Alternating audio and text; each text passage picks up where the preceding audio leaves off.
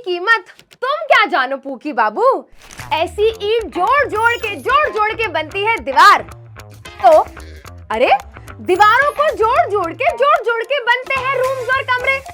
Ma'am तो अरे भाई कमरों को जोड़ जोड़ के बनता है फ्लोर। हमें पता है। अरे सुनो तो, और जब फ्लोर को जोड़ जोड़ के जोड़ते हैं हम तो क्या बनती है? बनती है एक प्यारी सी सुंदर सी बड़ी सी बिल्डिंग, हमारा घर। कहीं ये बच्चे ये तो नहीं सोच रहे कि मैंने टीचिंग छोड़ दी है और अब मैंने मिस्त्री का काम शुरू कर दिया? अरे नहीं नहीं नहीं नहीं नहीं, ऐसा बिल्कुल नहीं है जैसा तुम सोच रहे हो। तुम्हारी पूकी मैम से मिस्त्री नहीं बनी है। मैं तो तुमको ये ईंट या ब्रिक इसलिए दिखा रही थी सो दैट मैं तुम्हें समझा सकूं द कॉन्सेप्ट ऑफ सेल, क्योंकि आज हम पढ़ने वाले हैं chapter number 5 of class 9 science, जिसका नाम है the fundamental unit of life. तो रेडी हो जाओ अपनी साइंस की किताब, पेन पेंसिल और एक नोटबुक लेके, क्योंकि आज हम समझेंगे कि सेल क्या होता है, कैसे इस सेल की वजह से हमारी पूरी की पूरी बॉडी का स्ट्रक्चर बनता है और क्या क्या प्रेजेंट होता है इस सेल के अंदर। चलिए बेटा करते हैं स्टार्ट। तो चैप्टर का नाम है the fundamental unit of life. ये फंडामेंटल यूनिट ऑफ लाइफ बोला जाता है सेल को। ये छोटे छोटे सेल हमारी बॉडी के अंदर प्रेजेंट होते हैं और इन सेल से ही मिलके बनी है हमारी बॉडी। मैम ये वाले सेल, ये जो एसी के टीवी के रिमोट में डलते हैं, ये हमारी बॉडी के अंदर भी पाए जाते हैं। सही है?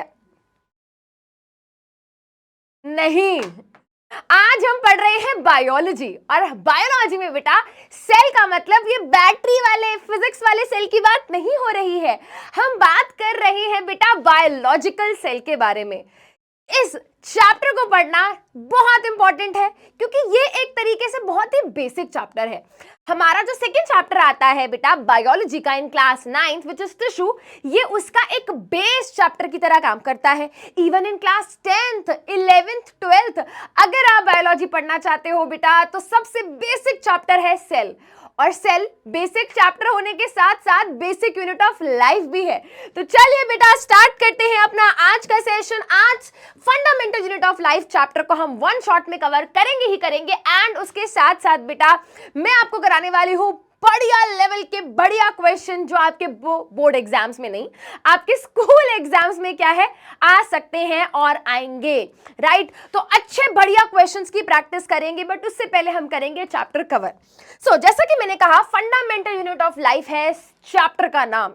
इसको बोलते हैं सेल को बोलते हैं, बट ये सेल सेल सेल है क्या? 2 मिनट हो गए हैं मैम, समझ ही नहीं आ रहा है। चलो बेटा शुरुआत से शुरू करते हैं। तो अब देखो बेटा, जैसे हमने स्टार्टिंग में एक एग्जांपल लिया, एक ईंट को हमने लिया, ऐसी बहुत सारी ईंट, ऐसी बहुत सारी ब्रिक को जोड़ जोड़ के हम क्या बनाएंगे? वॉल।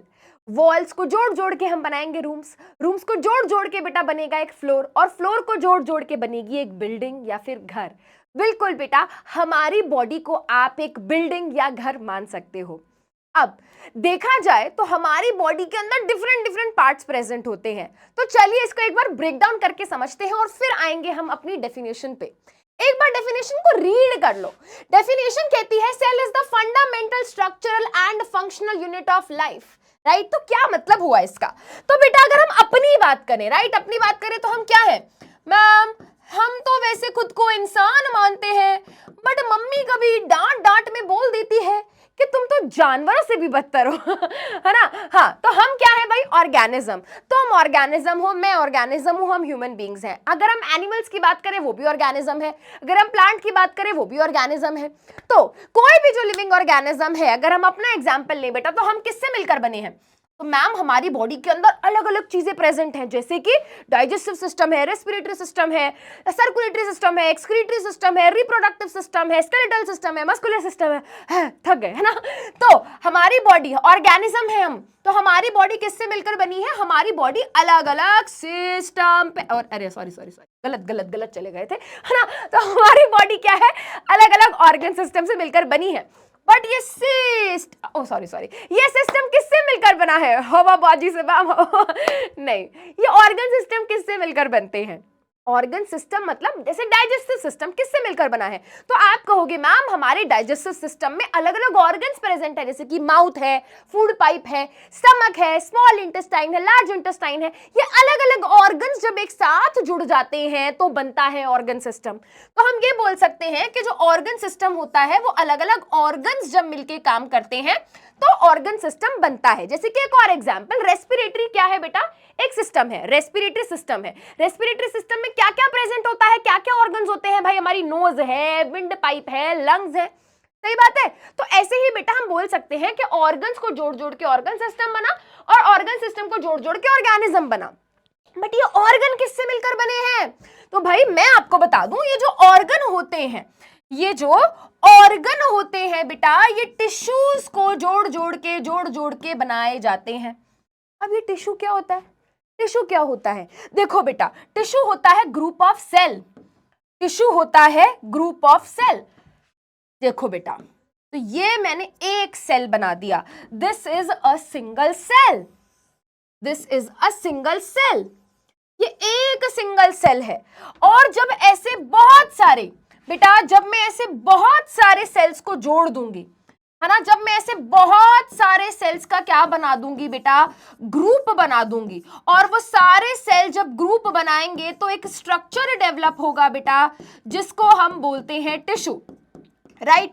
तो अगर बेटा मैं इस चीज को ब्रेक डाउन करती जाऊं ना, ऑर्गेनिज्म की बॉडी में बात करती जाऊं कि भाई किस चीज से मिलकर बनी है, तो ऑर्गेनिज्म की बॉडी मिलकर बनी है किससे, ऑर्गन सिस्टम से। ऑर्गन सिस्टम किससे मिलकर बना है, ऑर्गन से। ऑर्गन किससे मिलकर बना है, टिश्यू से। और भाई टिश्यू किससे मिलकर बना है, तो हम बोलेंगे जो टिश्यू होते हैं they are made up of cell. तो सेल सबसे छोटी यूनिट है, cell is the smallest unit, right. तो बेटा cell is the basic unit, cell क्या है, बेसिक यूनिट है। सेल से टिश्यू बनते हैं, टिश्यू से ऑर्गन बनते हैं, ऑर्गन से ऑर्गन सिस्टम बनते हैं, फिर ऑर्गेनिज्म बनते हैं, ठीक है बेटा। अब जो ये चैप्टर है ये सेल के बारे में डिस्कस करता है। तो सबसे पहले बेटा डेफिनेशन पे आ जाते हैं, सबसे पहले बेटा डेफिनेशन पे आ जाते हैं। हमने कहा cell is the fundamental structural and functional unit of life. तो बेटा स्ट्रक्चरल यूनिट क्यों कह रहे हैं, क्योंकि किसी भी लिविंग ऑर्गेनिज्म की जो बॉडी है, हमारी बॉडी है ना, हमारी बॉडी है, यस हमारी बॉडी है, हमारी बॉडी किससे मिलकर बनी है, तो बेटा सेम बात आ गई ना, ऑर्गन सिस्टम। ऑर्गन सिस्टम किससे मिलकर बने हैं, ऑर्गन, हमारी बॉडी में अलग अलग ऑर्गन्स है ना, ब्रेन है, किडनी है, पेनक्रिया है, लंग्स हैं, ये सब चीजें हैं, ये किससे मिलकर बनी है, टिश्यू से। अब टिश्यू किससे मिलकर बना है, सेल से। अब मैम सेल किससे मिलकर बना है, अरे वेट करो, आज पढ़ेंगे ना, यही तो पढ़ेंगे आज, है ना। तो सेल को छोटी, सबसे छोटी यूनिट माना जाता है, ठीक है। इससे क्योंकि हमारा बॉडी का स्ट्रक्चर बना है इसलिए उसको फंडामेंटल स्ट्रक्चरल यूनिट बोल दिया। इसको फंक्शनल यूनिट क्यों बोल रहे हैं, क्योंकि स्ट्रक्चर बन रहा है तो समझ आ रहा है। फंक्शनल यूनिट क्यों बोल रहे हैं, क्योंकि बेटा हमारी बॉडी या किसी भी ऑर्गेनिज्म के अंदर होने वाली कोई भी जो फंक्शन है वो यहीं पर होता है, सेल के अंदर ही होता है। तो ये अगर मैं बोलूं ये क्या है, अगर मैं बोलूं ये एक सिंगल सेल है बेटा, तो इस एक सिंगल सेल के अंदर बेटा वो सारे केमिकल रिएक्शंस हो रहे हैं जिनकी वजह से हम जिंदा रह पाते हैं। आपको पता है जो आप खाना खाते हो उस खाने से जो एनर्जी बनती है वो भी सेल के अंदर बनती है। प्लांट्स के अंदर जो फोटोसिंथेसिस की प्रोसेस होती है बेटा, जिससे वो ग्लूकोज फूड वगैरह बनाते हैं, वो भी सेल के अंदर होता है।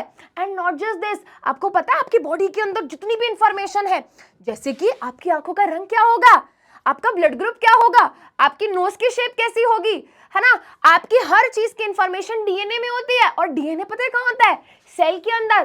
तो एक्चुअली में सेल से ही हमारी बॉडी का स्ट्रक्चर बना है, सेल से ही बेटा हमारी बॉडी के सारे फंक्शन हो रहे हैं, इसीलिए सेल को बोल दिया है the fundamental structural and functional unit of life. इसको बेसिक यूनिट ऑफ लाइफ भी बोला जाता है। और जब हम सेल की स्टडी करते हैं, पता है उसको क्या बोलते हैं, जब हम सेल की स्टडी करते हैं बेटा तो उसको बोला जाता है साइटोलॉजी।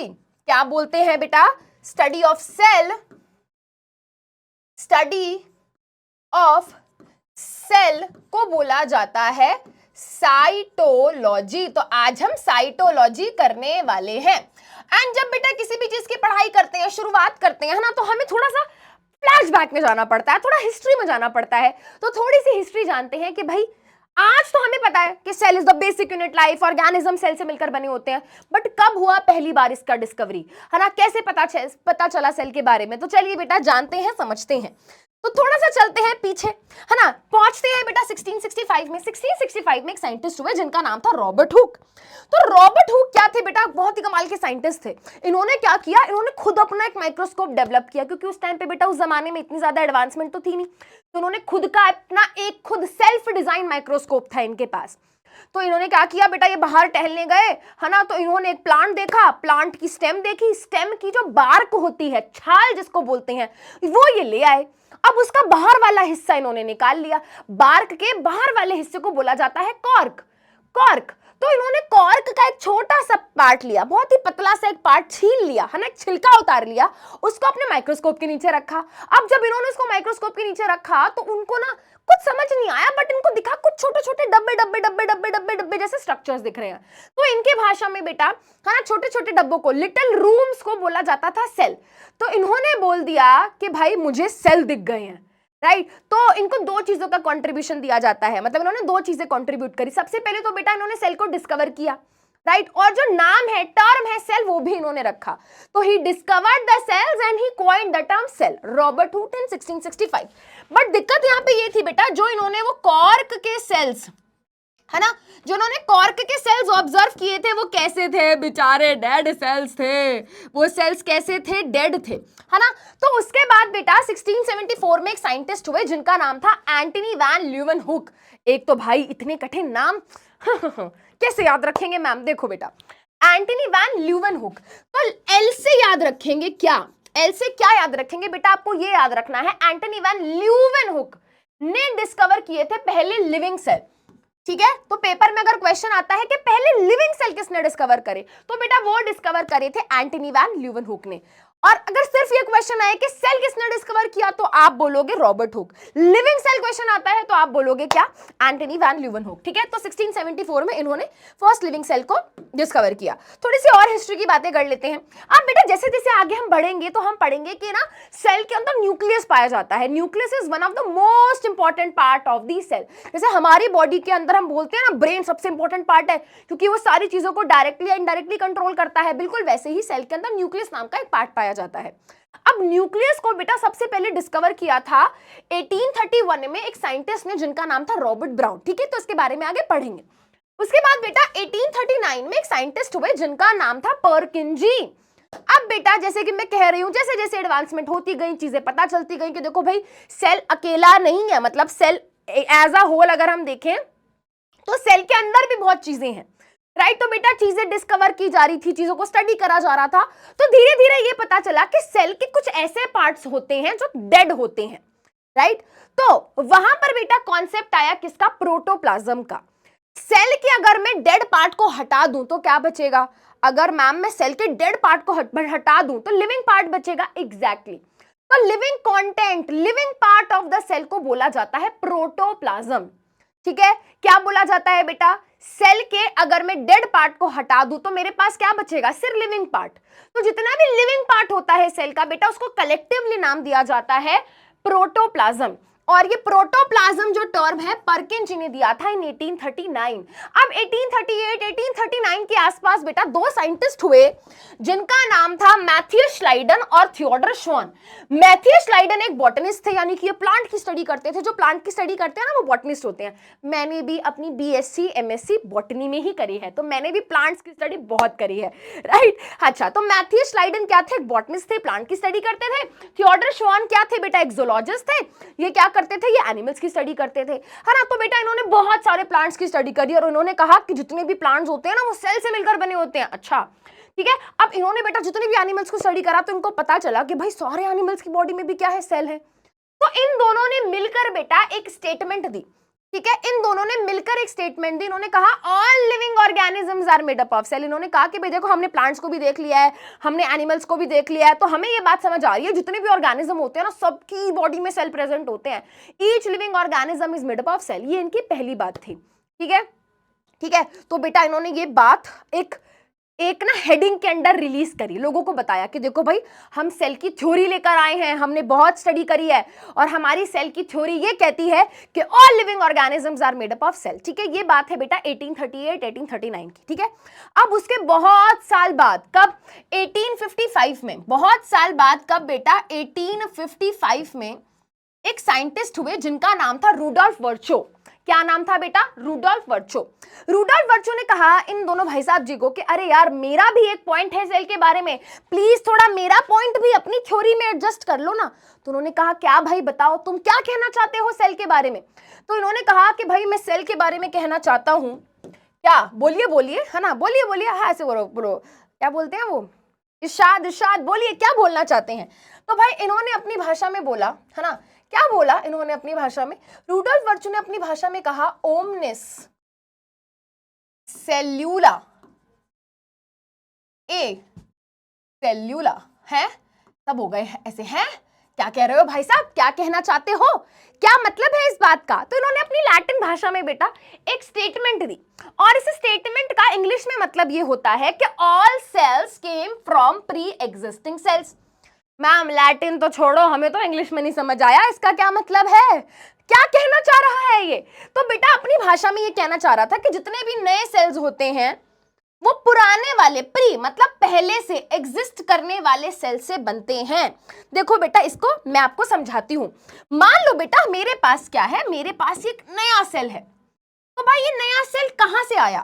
तो रूडोल्फ वर्चो ने कहा कि भाई इससे पहले पहले मतलब प्री, इससे पहले पहले मतलब प्री प्री प्री बोलते हैं ना, प्री प्री मतलब पहले, इससे पहले एक सेल एग्जिस्ट करता होगा और उस सेल ने जरूर क्या किया होगा, डिवाइड किया होगा और क्या बनाए होंगे, नए सेल बनाए होंगे, तो ये नए सेल बन गए। ये कहां से आया, ये कहां से आया? अरे भाई हम वही तो कह रहे हैं ना, इससे पहले एक सेल एग्जिस्ट करता होगा, उसने डिवाइड किया होगा तो उसने और नए सेल्स बनाए होंगे अपने जैसे, ठीक है। ये कहां से आया? अरे यही तो बोल रहा है वो कि इससे पहले एक सेल एग्जिस्ट करता रहा होगा, इससे पहले एक सेल एग्जिस्ट करता रहा होगा, प्री एग्जिस्टिंग सेल, उसने डिवाइड किया होगा तो नए सेल बन गए। ये कहां से आया? अरे मैम वही तो बोल रहे हैं कि इससे पहले प्री एग्जिस्टिंग एक सेल एग्जिस्ट करता रहा होगा, जब उसने डिवाइड किया होगा तो नए सेल बन गए होंगे। तो यही कहा था रूडोल्फ वर्चो ने, और उन्होंने सेल थ्योरी जो पहले ही बेटा 1838 1839 में दे दी गई थी, उन्होंने 1855 में आके सेल थ्योरी को एक्सटेंड कर दिया और अपनी बात उसमें ऐड करा दी। तो सेल थ्योरी की कंट्रीब्यूशन दी जाती है बेटा इन तीन साइंटिस्ट को, ठीक है, याद रखेंगे, इंपॉर्टेंट है। अब बेटा हमने थोड़ी बहुत डिस्कवरी हिस्ट्री से रिलेटेड बातें कर ली, अब थोड़ी जनरल बातें कर लेते हैं, क्योंकि बेटा देखो जब भी मैं सेल की बात कर रही हूँ या सेल बना रही हूँ तो मैं क्या कर रही हूँ भाई, है ना, मैं इस तरीके की शेप बना रही हूं। बट क्या हर ऑर्गेनिज्म के अंदर सेम टाइप के सेल्स होते हैं? क्या सारे सेल गोल होते हैं? क्या सारे सेल का साइज सेम होता है? क्या सभी लिविंग ऑर्गेनिजम्स के अंदर इक्वल नंबर ऑफ सेल पाए जाते हैं? तो चलिए बेटा करते हैं इस पे डिस्कशन। देखो बेटा अर्थ पे अलग अलग तरीके के ऑर्गेनिजम्स है ना, तुम हो, तुम भी हो, मैं भी हूं, और फंजाई भी है, एल्गी भी है ना, बैक्टीरिया भी है, बहुत सारे लिविंग ऑर्गेनिजम्स हैं। क्या हमें कोई फर्क है? फर्क है, फर्क है, फर्क है। बताती हूं क्या है। देखो बेटा ऑर्गेनिज्म दो तरीके के हो सकते हैं, या तो यूनिसेलुलर या फिर मल्टी सेलुलर। अब ये यूनी और मल्टी का मतलब क्या है? देखो बेटा यूनी का मतलब होता है सिंगल, ठीक है, और सेलुलर का मतलब होता है सेल, ठीक है। यूनी मतलब सिंगल, सेलुलर का मतलब सेल। हमारे पास सिंगल सेल्ड ऑर्गेनिजम्स भी हैं, जैसे कि अगर हम बात करें ऐसे ऑर्गेनिजम्स जिनके पास केवल एक सेल है, उनकी बॉडी केवल एक ही सेल से बनी है, एक ही सेल है उनके पास, उनके शरीर में सिर्फ एक ही सेल है, एक ही सेल है। तो ऐसे ऑर्गेनिज्म जिनके पास केवल एक सेल होता है बेटा वो होते हैं यूनिसेलुलर ऑर्गेनिज्म। सारे बैक्टीरिया बेटा इस कैटेगरी में आ जाते हैं, ऑल बैक्टीरिया यूनिसेलुलर ऑर्गेनिजम्स, ठीक है। बैक्टीरिया के अलावा बेटा आपने अमीबा के बारे में सुना होगा, पैरामीशियम हो गया, क्लेमाइडोमोनास हो गया। क्लेमाइडोमोनास बेटा एक एल्गी होती है, but please let me tell you algae unicellular multicellular दोनों हो सकती है, ठीक है बेटा। ईस्ट हो गया, ईस्ट एक फंजाई है जो कि यूनिसेलुलर है, बट बेटा फंगस जो है, फंजाई जो है, मल्टीसेलुलर भी हो सकती है, ठीक है बेटा। चलिए अब इसके अलावा हम जैसे ऑर्गेनिजम्स की बात कर लेते हैं जो कि मल्टीसेलुलर ऑर्गेनिजम्स की कैटेगरी में आ जाते हैं। मल्टी मतलब मेनी, सेलुलर मतलब सेल। ऐसे लिविंग ऑर्गेनिजम्स बेटा जिनकी बॉडी के अंदर मल्टी मतलब बहुत सारे सेल्स प्रेजेंट होते हैं, एक से ज्यादा सेल प्रेजेंट हो सकते हैं, 100 सेल हो गए, 500 सेल हो गए, 1000 सेल हो गए, लाख सेल हो गए, करोड़ों सेल्स हो गए, है ना। हमारी बॉडी में मतलब ट्रिलियंस ऑफ सेल्स प्रेजेंट है, ट्रिलियंस ऑफ सेल्स है बेटा हमारी बॉडी में। तो हम मल्टीसेलुलर ऑर्गेनिजम्स की कैटेगरी में आ गए। नॉट जस्ट ह्यूमन बीइंग्स, बाकी एनिमल्स हो गए, प्लांट्स हो गए बेटा, हम हैं मल्टीसेलुलर ऑर्गेनिज्म, हमारी बॉडी में बहुत सारे सेल्स प्रेजेंट होते हैं, ठीक है बेटा। आगे चलते हैं। जैसे कि मैंने बात करी भाई जरूरी नहीं है कि हर सेल इस तरीके से गोल हो, सेल इस तरीके से गोल हो सकता है बट भाई सेल इस तरीके से बेटा इलोंगेटेड, लंबा लंबा भी हो सकता है, ठीक है। जरूरी नहीं है कि हमेशा सेल इस तरीके से गोल हो भाई, सेल के अंदर बेटा इस तरीके से स्पिंडल शेप भी हो सकती है। स्पिंडल शेप का मतलब होता है जो अपने एंड पे से है ना, अपनी टिप्स पे से तो पतला हो, बीच में से चौड़ा हो, ऐसी शेप को हम स्पिंडल शेप बोलते हैं। आपको पता है हमारे सेल के अंदर ब्रांचिंग भी हो सकती है। मैम ब्रांच तो पेड़ में होती है, अरे रुक जाओ, ब्रांच ब्रांच ब्रांच है ना, आपको दिखाती हूं बेटा। ये क्या है, ये क्या है, ये हमारे ब्रेन के अंदर पाए जाने वाला एक सेल है ना। हमारे ब्रेन के अंदर, स्पाइनल कॉर्ड के अंदर भर भर के बेटा इस तरीके के दिखने वाले क्या होते हैं, इस तरीके के दिखने वाले सेल्स होते हैं। इन सेल्स का नाम होता है न्यूरॉन या नर्व सेल। और इनके अंदर देखो हमें क्या देखने को मिल रही है, ब्रांचिंग देखने को मिल रही है। तो सेल गोल भी हो सकते हैं, सेल रेक्टेंगुलर मतलब स्फेरिकल भी हो सकते हैं, सेल बाइकॉन्केव भी हो सकते हैं, सेल स्पिंडल भी हो सकते हैं, ठीक है। सेल इस तरीके से ब्रांच्ड भी हो सकते हैं, सेल अनब्रांच्ड भी हो सकते हैं, सेल स्पर्म सेल की तरह पूंछ वाले भी हो सकते हैं। तो सेल की शेप में बहुत वैरायटी देखने को मिलती है और हमें बाहर जाने की जरूरत नहीं है बेटा। हमारी ही बॉडी के अंदर अगर हम देखें, ब्लड की बात कर लो, ब्लड के अंदर रेड ब्लड सेल की शेप अलग होती है, व्हाइट ब्लड सेल की शेप अलग होती है। अगर मैं आपको बताऊं, हमारी बॉडी के अंदर पाए जाने वाले व्हाइट ब्लड सेल्स तो अपनी शेप भी बदल सकते हैं, जैसे अमीबा बदल सकता है सूडोपोडिया की मदद से। तो कुछ उस तरीके से ही है ना, एग्जैक्टली सेम नहीं बट यस, कुछ उस तरीके से ही हमारे व्हाइट ब्लड सेल अपनी शेप बदल सकते हैं, ठीक है। तो ये क्या है बेटा, कितनी इंटरेस्टिंग सी बात है, ठीक है। आगे चलते हैं। Now let us talk about cell का साइज। क्या ऑर्गेनिजम्स के अंदर पाए जाने वाले सभी सेल्स का साइज सेम होता है? नहीं। अगर मैं आपको अपनी ही बॉडी का एग्जांपल दूं, यानी कि ह्यूमन बॉडी का एग्जांपल दूं बेटा, हमारी बॉडी के अंदर सभी सेल्स जो पाए जाते हैं वो सेम साइज के नहीं होते। The smallest cell found in human body is the sperm cell, जो कि मेल्स की बॉडी में मिलता है। और जो लार्जेस्ट सेल होता है बेटा ह्यूमन बॉडी के अंदर, वो होता है ओवम, जिसको एग सेल बोलते हैं। ये फीमेल की बॉडी के अंदर होता है। इसके अलावा अगर मैं बात करूं बेटा, जो न्यूरॉन या नर्व सेल की बात करी मैंने आपसे, ये वाला सेल, ये हमारी बॉडी का लॉन्गेस्ट सेल है। लार्जेस्ट एंड लॉन्गेस्ट में फर्क है। लार्ज मतलब डायमीटर बहुत बड़ा है, लॉन्ग मतलब लंबाई बहुत बड़ी है। तो they can be up to 1 metre long, right. तो मैम अब हमें ये बताओ कि वर्ल्ड में सबसे बड़ा सेल कौन सा है, वर्ल्ड में सबसे छोटा सेल कौन सा है? तो देखते हैं बेटा। तो स्मॉलेस्ट लिविंग सेल है ना, स्मॉलेस्ट लिविंग सेल जो होता है बेटा, वो होता है एक तरीके के बैक्टीरिया का, जिसका नाम होता है माइकोप्लाज्मा। माइकोप्लाज्मा बेटा एक तरीके के बैक्टीरिया होते हैं, इनके पास सेल वॉल नहीं पाई जाती। अब सेल वॉल क्या होता है आगे हम डिस्कस करेंगे, बस अभी सुन लो। तो माइकोप्लाज्मा एक तरीके के बैक्टीरिया होते हैं और ये सबसे स्मॉलेस्ट लिविंग सेल्स होते हैं, ठीक है। अब मैं आपको एक छोटी सी बात बताना चाहती हूँ। देखो बेटा, वायरस ना इनसे भी छोटे होते हैं, बट वायरस को ना हम लिविंग नहीं मानते। क्यों मैम? क्योंकि उनके पास सेल नहीं होता। अरे बाबा, तो क्या होता है? नहीं होता है सेल, कुछ और होता है। उसके बारे में करेंगे हम बात बाद में, बट मेरे को ये बताना था तो मैंने बता दिया। बैक्टीरिया से बहुत छोटे होते हैं वायरस, बट वायरस को हम लिविंग मानते ही नहीं है। अब मैम उसने कोविड करके जो बर्बादी करी है, आप बोल रहे हो कि वो लिविंग नहीं है ना? फिर वो आएगा ना हम दोबारा, फिर पता चलेगा। हाँ, तो प्लीज प्लीज है ना, अभी प्लीज बेटा इस बात को याद रखेंगे, वायरस वैसे छोटे होते हैं बैक्टीरिया से, but they are not considered living, इसलिए यहाँ पे उनका नाम नहीं है, ठीक है। अच्छा, आगे चलते हैं। What is the largest living cell? तो भैया आपको जो अंडा दिख रहा है ना, ये जो अंडा दिख रहा है आपको, भाई ये अंडा है ऑस्ट्रिच के एग का। ये अंडा है ऑस्ट्रिच के एग का। Ostrich egg is considered to be the largest living cell, इसको लार्जेस्ट लिविंग सेल माना जाता है, ठीक है। चलिए, अब हम बहुत बातें कर रहे हैं कि भाई सेल की शेप ऐसी, सेल का साइज ऐसा, सेल ये सेल वो। अब सेल के अंदर एक्चुअली में होता क्या है? क्योंकि जब भी हम सेल की बात कर रहे हैं है ना, हम कुछ इस तरीके से बना रहे हैं, कुछ ये बना रहे हैं। भाई ये ब्लैक ब्लैक मतलब ये बीच में गोल गोल क्या है, ये बाउंड्री क्या है, व्हाट आर दीज थिंग्स, ठीक है। तो बेटा जब हम सेल की बात करते हैं, कुछ बेसिक स्ट्रक्चर हैं जो सेल के अंदर हमें देखने को मिल जाते हैं, राइट। सबसे पहली चीज क्या है बेटा? सबसे पहली चीज है प्लाज्मा मेम्ब्रेन। सबसे पहली चीज क्या है बेटा? सबसे पहली चीज है प्लाज्मा मेम्ब्रेन या फिर सेल मेम्ब्रेन।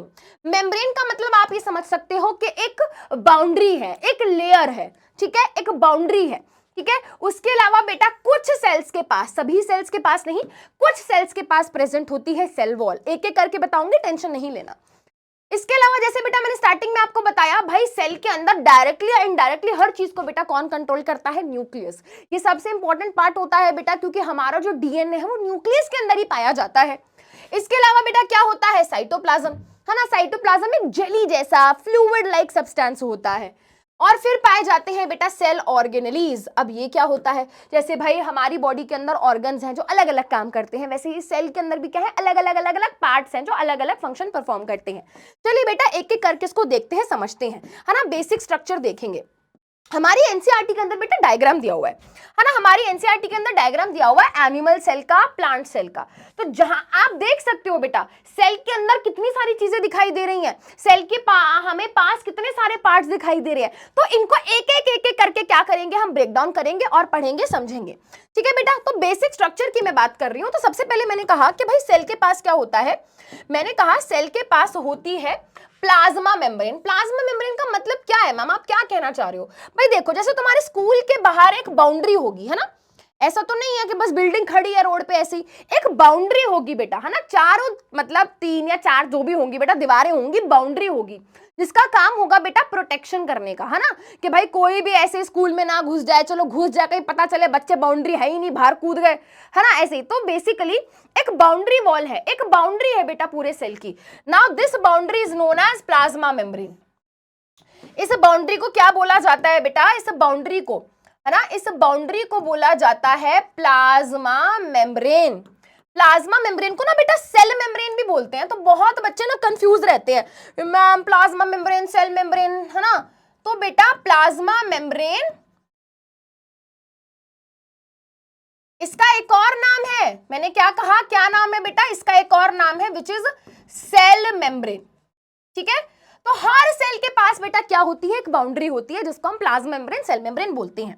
अब यहां पे बेटा मैं स्टार लगाऊंगी क्योंकि सभी सेल के पास नहीं होती ना, क्योंकि सभी सेल के पास नहीं होती। क्या, देखो बेटा कुछ सेल्स ऐसे होते हैं जिनके पास प्लाज्मा मेम्ब्रेन के अलावा बाहर की तरफ एक एक्स्ट्रा प्रोटेक्टिव कवरिंग है।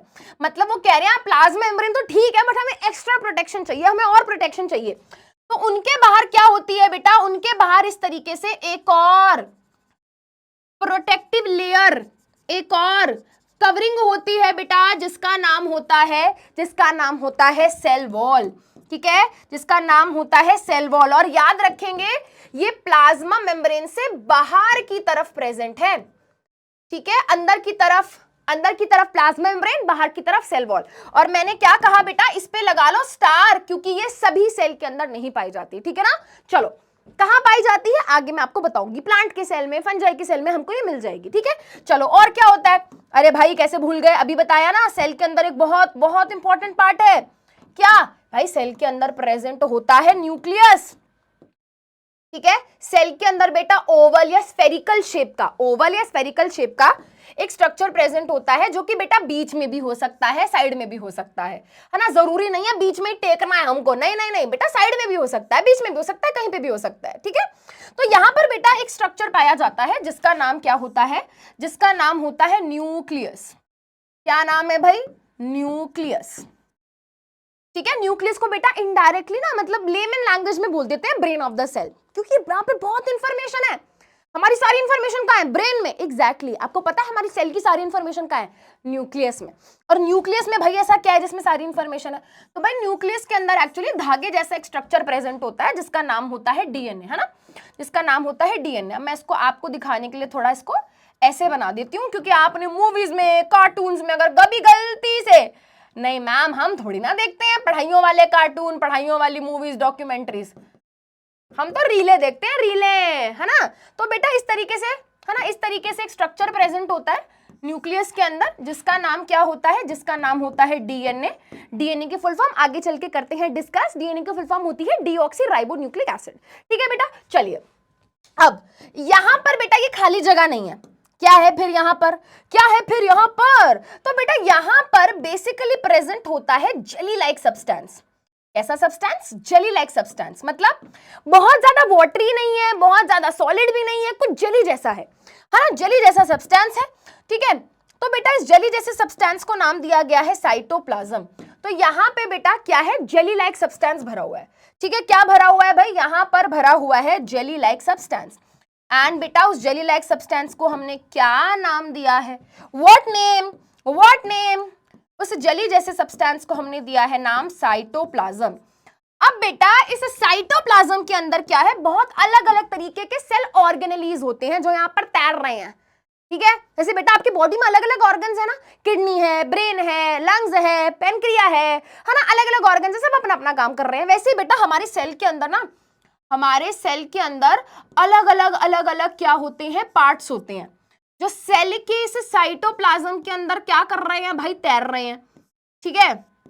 और वो बेटा अपना अपना काम कर रहे हैं, सब अपना अपना काम कर रहे हैं, ठीक है, सब अपना अपना काम कर रहे हैं। There are different different part, different different types of structures जो हमारे सेल के अंदर पाए जा रहे हैं, एंड इन स्ट्रक्चर्स को मिला के कलेक्टिवली हम क्या बोल देते हैं, इन सबको बेटा कलेक्टिवली मिलाकर हम क्या बोल देते हैं कि भाई ये तो क्या है, ये तो सेल के ऑर्गेनेलीज हैं।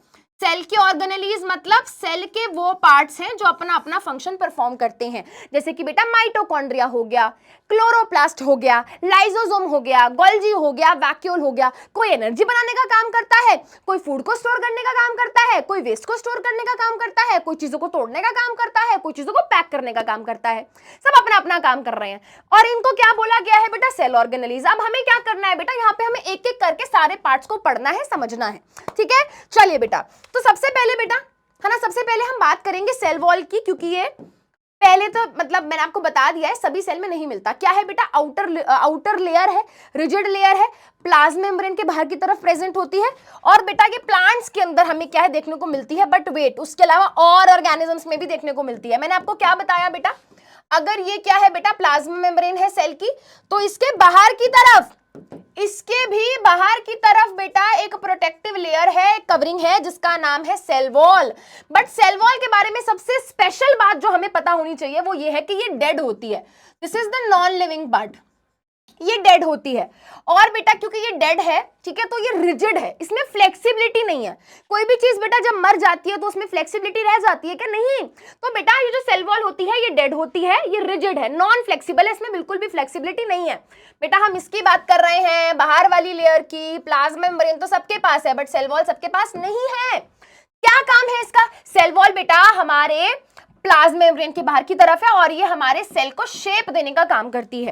कहां कहां प्रेजेंट होती है, तो भाई हमें प्लांट के सेल के अंदर देखने को मिल जाएगी। प्लांट का सेल मतलब तुम रूट का सेल निकाल लो, स्टेम का सेल निकाल लो, लीफ का सेल निकाल लो, कोई भी तुम सेल निकाल के देख लो प्लांट का, आप उस सेल को जब देखोगे तो आपको पता चलेगा प्लाज्मा मेम्ब्रेन के बाहर सेल वॉल प्रेजेंट है।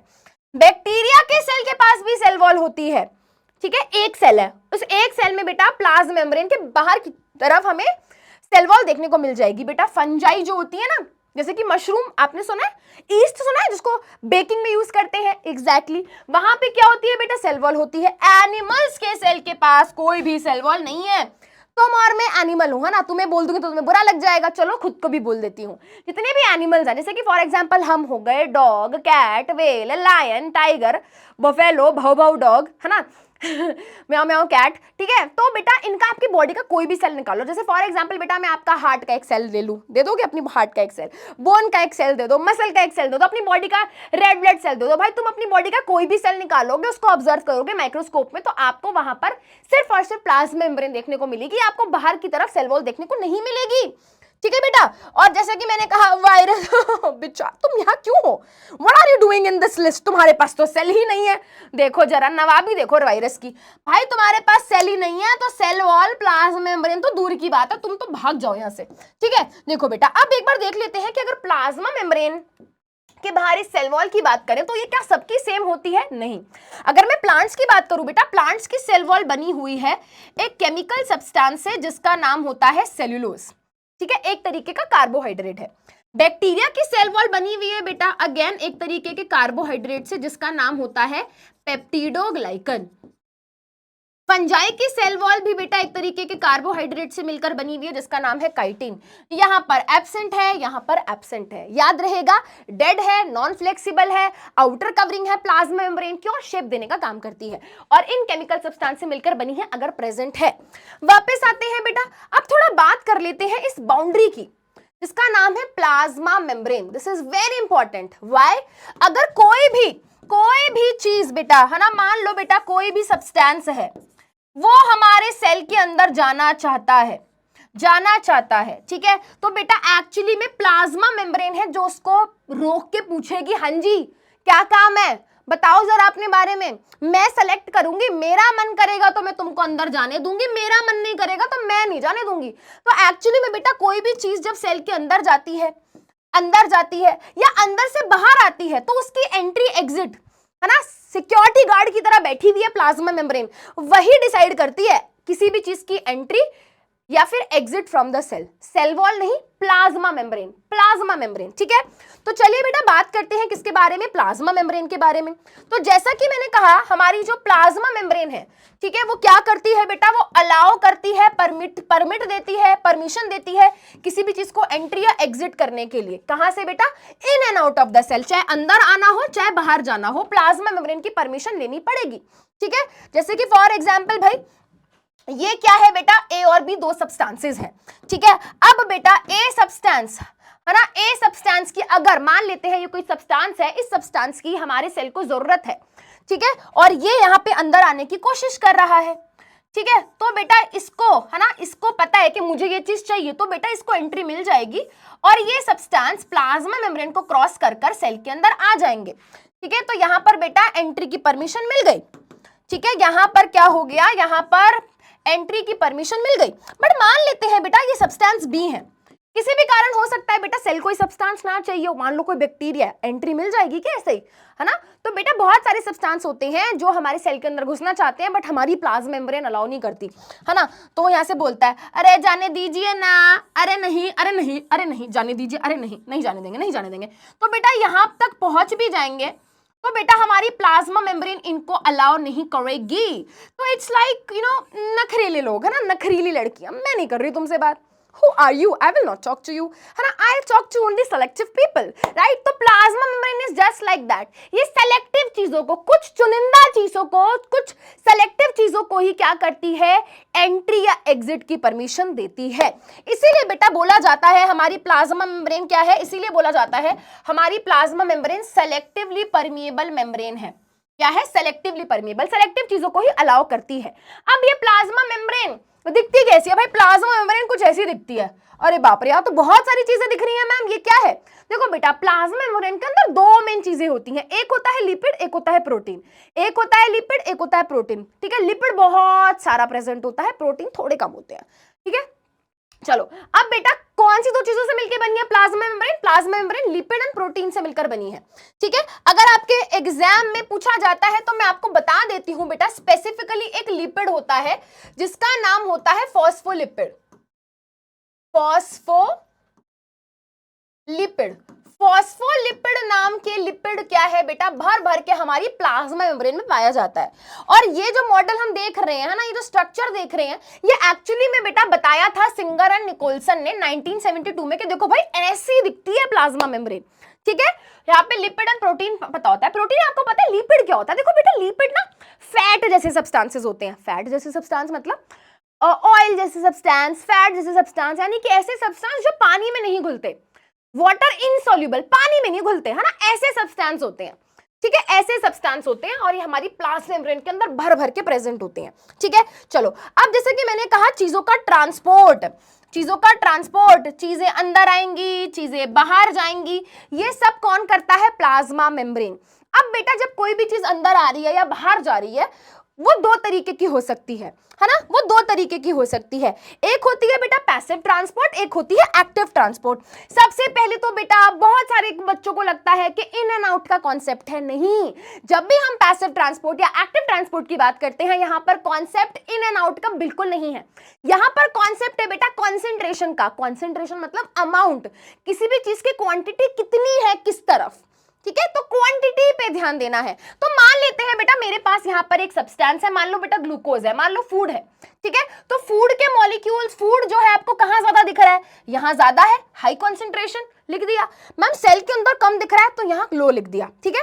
कहाँ ज्यादा है, यहाँ ज्यादा है, यहाँ कम है, ठीक है। अब ध्यान से सुनना बेटा, देखो जब कोई भी सब्सटेंस बेटा हायर वाली साइड से, यानी कि जिस तरफ उसकी कंसंट्रेशन, उसका अमाउंट ज्यादा है, वहां से उठकर लोअर कंसंट्रेशन वाली साइड पर हो जाए तो हम बोलते हैं क्या हो गया, पैसिव ट्रांसपोर्ट हो गया। मतलब देखो बेटा, यहां ज्यादा है यहां कम है, तो ये कहेगा कि मैं तो जा रहा हूं भाई लोअर वाली साइड, है ना, मैं जा रहा हूं लोअर वाली साइड। तो जब सब्सटेंस अपनी हायर वाली साइड से लोअर वाली साइड आने लगते हैं तो हम बोलते हैं कि देखो देखो देखो देखो देखो क्या हो गया, हम बोलते हैं कि देखो पैसिव ट्रांसपोर्ट हो गया। क्या बोलते हैं, पैसिव ट्रांसपोर्ट हो गया। ठीक है, अब इसी का उल्टा कर दो। ठीक है, इसी का उल्टा कर दो बेटा, मान लो सब्सटेंसेस है ना, मान लो बेटा सब्सटेंस है, यहां पर उस सब्सटेंस की क्वांटिटी कंसंट्रेशन ज्यादा है, यहां पर कम है। अब इसी का उल्टा होगा, एक्टिव ट्रांसपोर्ट में क्या होता है बेटा, सब्सटेंस यहां पे कम है, कम वाली साइड से जब वो ज्यादा वाली साइड जाने लगते हैं, जब वो बेटा कम वाली साइड से ज्यादा वाली साइड जाने लगते हैं तो हम बोलते हैं कि देखो भाई एक्टिव ट्रांसपोर्ट हो गया। एक्टिव ट्रांसपोर्ट में सब्सटेंसेस लो कंसंट्रेशन वाली साइड से हाई कंसंट्रेशन वाली साइड जाते हैं, और ये थोड़ा कठिन काम है ना, ये थोड़ा सा कठिन काम है, कठिन काम करने में एनर्जी लगती है। एग्जैक्टली तो जब सेल ये वाला ट्रांसपोर्ट करता है तो हम बोलते हैं कि यार ये थोड़ा एनर्जी लगेगी, ये एनर्जी लेती है, ये प्रोसेस एनर्जी लेती है। ठीक है, तो दो तरीके के ट्रांसपोर्ट है, जब सब्सटेंस हायर वाली साइड से अपनी लोअर वाली साइड पे जाते हैं तो पैसिव, और जब लोअर से हायर जाते हैं एक्टिव। एक्टिव ट्रांसपोर्ट में एनर्जी लगती है, एनर्जी यूज करता है सेल, खर्चा करना पड़ता है एनर्जी का। इसके अलावा बेटा आपको डायरेक्ट क्वेश्चन भी आ सकता है, डिफरेंस बिटवीन, तो this is important. First point already discussed, higher से lower in passive and lower से हायर इन एक्टिव। यहां पर बेटा कोई एनर्जी यूज नहीं होती है, यहां पर कोई एनर्जी यूज नहीं होती है, यहां पे क्या है बेटा, एनर्जी यूज होती है in the form of ATP. ATP क्या होता है, देखो बेटा आगे पढ़ेंगे, हमारी बॉडी में जितनी भी एनर्जी बनती है ना बेटा, सेल के अंदर कहीं पे भी बेटा एनर्जी बन रही है हमारी बॉडी में, it is in form of ATP. ठीक है, अच्छा ये थोड़ी स्लो प्रोसेस है, ये थोड़ा जल्दी जल्दी होता है। ये वाली प्रोसेस कब होती है बेटा, ये वाली प्रोसेस कब होती है, जब हमारे सेल के थ्रू हमें छोटे छोटे सब्सटेंसेस को क्या कराना होता है, मूव कराना होता है। छोटे सब्सटेंस को इधर से उधर भेजना है तो पैसिव। लार्ज मॉलिक्यूल्स जनरली बेटा एक्टिव ट्रांसपोर्ट कराते हैं, क्योंकि बड़ी चीजों को इधर से उधर भेजने के लिए एनर्जी भी तो लगानी पड़ती है ना, तो जनरली लार्ज सब्सटेंसेस मूव करते हैं by the process of active transport. ठीक है, अब बेटा हमें यहां पर पढ़ने हैं दो इंपॉर्टेंट टॉपिक, एक है डिफ्यूजन, एक है ऑस्मोसिस। एंड बाय गॉड भाई इतनी कंफ्यूजन है बच्चों को कि भाई डिफ्यूजन क्या है, ऑस्मोसिस क्या है। पहले मैं आपको एक बात बता देती हूँ बेटा, है ना, बहुत सारे बच्चे सोचते हैं कि कंप्लीटली डिफरेंट प्रोसेस है, नहीं, हम ये मान के चलना है बेटा, अभी आपको क्लास 9th में ये मान के चलना है कि ऑस्मोसिस एक तरीके की स्पेशल डिफ्यूजन है। मैम कंफ्यूजन, वेट मेरी बात सुनो, मैंने क्या कहा, आपको ये मान के चलना है कि ऑस्मोसिस एक स्पेशल तरीके का ही डिफ्यूजन है, मतलब ये मिलती जुलती प्रोसेस है। एग्जैक्टली ठीक है, देखो ये दोनों ही प्रोसेसेस पैसिव ट्रांसपोर्ट की कैटेगरी में आती हैं, यानी कि इसका मतलब ये है कि ये वाली जो हो और चाहे ये वाली हो, दोनों में ही सब्सटेंसेस कहां से कहां जा रही हैं, दोनों ही केसेस में सब्सटेंस अपनी हायर वाली साइड से लोअर वाली साइड जा रही है, चाहे डिफ्यूजन हो चाहे ऑस्मोसिस हो। ठीक है, डिफ्यूजन कब होती है, हम कब बोलेंगे कि अरे बाबा डिफ्यूजन हो गया, हम कब बोलेंगे, देखो बेटा जब कोई सॉलिड, कोई लिक्विड या फिर कोई गैस अपनी हायर से लोअर साइड मूव कर जाएगी, जब कोई भी सॉलिड, कोई भी लिक्विड, कोई भी गैस बेटा अपनी हायर वाली साइड से लोअर वाली साइड चला जाएगा तो हम बोलेंगे भाई पैसिव ट्रांसपोर्ट हो गया। ठीक है, सॉलिड, लिक्विड, गैस, ठीक है, क्या बोलेंगे, पैसिव ट्रांसपोर्ट। और कौन से वाला, डिफ्यूजन वाला। ऑस्मोसिस बेटा सिर्फ और सिर्फ हम कब बोलेंगे, जब हमें कोई बेटा लिक्विड या फिर मैं बोल सकती हूं वाटर के मॉलिक्यूल्स या सॉल्वेंट के मॉलिक्यूल्स, है ना, जब हमें कोई लिक्विड सब्सटेंस, जब कोई वाटर का मॉलिक्यूल हमें एक जगह से दूसरी जगह जाता हुआ दिखेगा, अब मैं करूंगी इसके बारे में बात, दोनों ही केस में बेटा ज्यादा से लोअर, हायर से लोअर मूवमेंट होगी। एग्जाम्पल लेते हैं फिर समझेंगे। ठीक है, देखो पहला एग्जाम्पल देखो बेटा, जल्दी से देखो पहला एग्जाम्पल। मान लो बेटा ये सेल है, ये प्लाज्मा मेम्ब्रेन है, ये क्या है बेटा, हमारा फूड का मॉलिक्यूल है। फूड का मॉलिक्यूल क्या होगा बेटा, फूड क्या है, सॉलिड है, तो यहां पर ज्यादा है, यहां पर कम है, ज्यादा से कम की तरफ मूव होता है, तो हम क्या बोलेंगे, डिफ्यूजन हो गया। हम क्या बोलेंगे, डिफ्यूजन हो गया। ठीक है, ऑक्सीजन है बेटा, पहले ऑक्सीजन के बारे में बात कर लेते हैं। ऑक्सीजन बाहर ज्यादा है, अंदर कम है। अब मुझे बताओ कहां से कहां मूवमेंट होगी, 3 सेकंड लो, सोच के बताओ। 1 2 3, वेरी गुड मैम, ज्यादा से कम की तरफ। तो ऑक्सीजन सेल के बाहर ज्यादा है, अंदर कम है, तो ऑक्सीजन क्या होगी बेटा, अंदर की तरफ भाग जाएगी, तो हम बोलेंगे डिफ्यूजन हो गई, हम बोलेंगे डिफ्यूजन हो गई। चलो कार्बन डाइऑक्साइड का केस देखते हैं। भाई सेल के अंदर कार्बन डाइऑक्साइड बहुत ज्यादा है देखो, और सेल के बाहर कार्बन डाइऑक्साइड कम है। अब मुझे बताओ सोच के, अब बताओ मुझे सोच के, कार्बन डाइऑक्साइड कहां जाएगी, 3 सेकंड ले लो, ज्यादा से बाहर, ज्यादा से बाहर। तो अंदर ज्यादा है, बाहर कम है, तो कार्बन डाइऑक्साइड भाग जाएगी बाहर की तरफ। ठीक है, ठीक है, ठीक है। अब यहां देखो बेटा, ये बहुत इंपॉर्टेंट है मैम, वाटर का मॉलिक्यूल अंदर ज्यादा है और वाटर का मॉलिक्यूल, वाटर जो है बाहर कम है। अंदर वाटर ज्यादा, वाटर बाहर कम, अंदर वाटर ज्यादा, बाहर वाटर कम, ज्यादा से कम, ज्यादा से कम, हायर से लोअर। ये हो गई अपनी डिफ्यूजन। ये नहीं बेटा, यही तो बच्चे अटकते हैं, यही तो कोर कंसेप्ट है जहां बच्चे थोड़ा सा कंफ्यूज हो जाते हैं, और यही मैं आपको सॉल्व कराऊंगी। बेटा देखो, वाटर के मॉलिक्यूल्स यहां से यहां मूव कर गए, क्या हुआ, वाटर हायर से लोअर गया, यस। प्लाज्मा मेम्ब्रेन को क्रॉस किया, यस। अब जब ध्यान से सुनना, ध्यान से सुनना बेटा, ध्यान से सुनना, मैं इसको डिफ्यूजन नहीं बोलूंगी बेटा, मैं इसको डिफ्यूजन नहीं बोलूंगी। I will not call this process as diffusion. क्यों, ये एक स्पेशल केस है, ये एक स्पेशल केस है भाई। ये कौन सा केस है, देखो बेटा, जब हमारे वाटर के मॉलिक्यूल्स, ये क्या बनाया है मैंने, वाटर, जब हमारा वाटर क्या होता है, अपनी हाई से लो जाता है, अपने हाई से लो जाता है, चाहे अंदर से बाहर जाए चाहे बाहर से अंदर जाए, उससे फर्क नहीं पड़ रहा। जब वाटर अपने हाई से लो जाता है, ठीक है जी, जा रहा है, जा रहा है जी, जा रहा है, जा रहा है, जा रहा है, गया, हाई से लो गया, हाई से लो गया, हाई से लो गया, ठीक है। और ऐसा करने के लिए अगर उसने प्लाज्मा मेम्ब्रेन को क्रॉस कर दिया, क्या मूव करा, वाटर मूव करा, कहां से कहां गया, हाई से लो गया। और ऐसा करने के लिए अगर उसने प्लाज्मा मेम्ब्रेन को क्रॉस किया, प्लाज्मा मेम्ब्रेन किसी सेलेक्टिवली परमिएबल मेम्ब्रेन को क्रॉस किया, तो हम बोलते हैं ऑस्मोसिस हो गई। तो बेटा इसको हम नाम देंगे कि क्या हो गई, इसको बोलेंगे हम भाई ऑस्मोसिस हो गई। तो मैम फिर यहां पर हमने क्यों लिखा लिक्विड, यहां पर क्यों लिखा लिक्विड, बेटा डिफ्यूजन में ये हम क्राइटेरिया नहीं रखते हैं कि प्लाज्मा मेम्ब्रेन क्रॉस होनी ही होनी चाहिए, यहां पर हो रही है, अच्छी बात है। देखो मैं आपको एक एग्जांपल देती हूं बेटा, मान लो ये क्या है, ये सेल के अंदर एक पॉइंट ए है और ये सेल के अंदर एक पॉइंट बी है। आप देखो बेटा, यहां पर वाटर के मॉलिक्यूल ज्यादा है, यहां पर, हाँ मैम, यहां पर वाटर कम है, यहां पर ज्यादा, यहां पर कम, यहां पर ज्यादा, यहां पर कम। वाटर के मॉलिक्यूल्स, वाटर कहां भागेगा, वाटर कहां run run run run run करेगा मैम, ज्यादा से कम की तरफ, तो वाटर इस तरफ मूव करने लगेगा बेटा, तो इसको मैं बोलूंगी डिफ्यूजन। अब मैम वाटर के मॉलिक्यूल मूव करे तो आपने ऑस्मोसिस क्यों नहीं बोला, ऑस्मोसिस कब मानेंगे, जब वाटर के मॉलिक्यूल्स हायर से लोअर जाएंगे। मैम गए तो हैं हायर से लोअर, बट उनको क्या करना पड़ेगा, प्लाज्मा मेम्ब्रेन को क्रॉस करना पड़ेगा, प्लाज्मा मेम्ब्रेन को क्रॉस करना पड़ेगा। अगर वाटर के मॉलिक्यूल्स ने हायर से लोअर गए, हायर लोअर जाते जाते उन्होंने प्लाज्मा मेम्ब्रेन को क्रॉस कर दिया, किसी सेलेक्टिवली परमिएबल मेम्ब्रेन को क्रॉस कर दिया, तो हम बोलेंगे ऑस्मोसिस हो गई। क्या हो गई, ऑस्मोसिस हो गई। किसी सेलेक्टिवली परमिएबल मेम्ब्रेन को क्रॉस करेंगे अगर वो, तो हम बोलेंगे ऑस्मोसिस हो गई। सही बात है, तो एक तरीके का स्पेशल केस ही तो हो गया। ठीक है बेटा, ये बहुत इंपॉर्टेंट है, concept is very important. Paper में आता है तो हम क्या लिखेंगे, डिफ्यूजन क्या है, एक स्पॉन्टेनियस, खुद से होने वाली एक मूवमेंट है, किसकी, सॉलिड की, लिक्विड की, गैस की। ठीक है, कहां से कहां, हायर से लोअर। हमारे सेल के अंदर बेटा कार्बन डाइऑक्साइड हो गया, ऑक्सीजन हो गया, वो सब क्या होते हैं बेटा, सेल के अंदर, सेल के बाहर, इधर उधर मूवमेंट करते हैं डिफ्यूजन की प्रोसेस से। और जब हम बात करते हैं बेटा ऑस्मोसिस की, ऑस्मोसिस मूवमेंट है किसका, वाटर का, सॉलिड गैस का नहीं, वाटर का, हायर से लोअर। और जब ऐसा करते करते वो क्या करते हैं, किसी सेलेक्टिवली परमिएबल मेम्ब्रेन जैसे कि प्लाज्मा मेम्ब्रेन को क्रॉस कर देते हैं, तो हम बोलते हैं ऑस्मोसिस हो गई।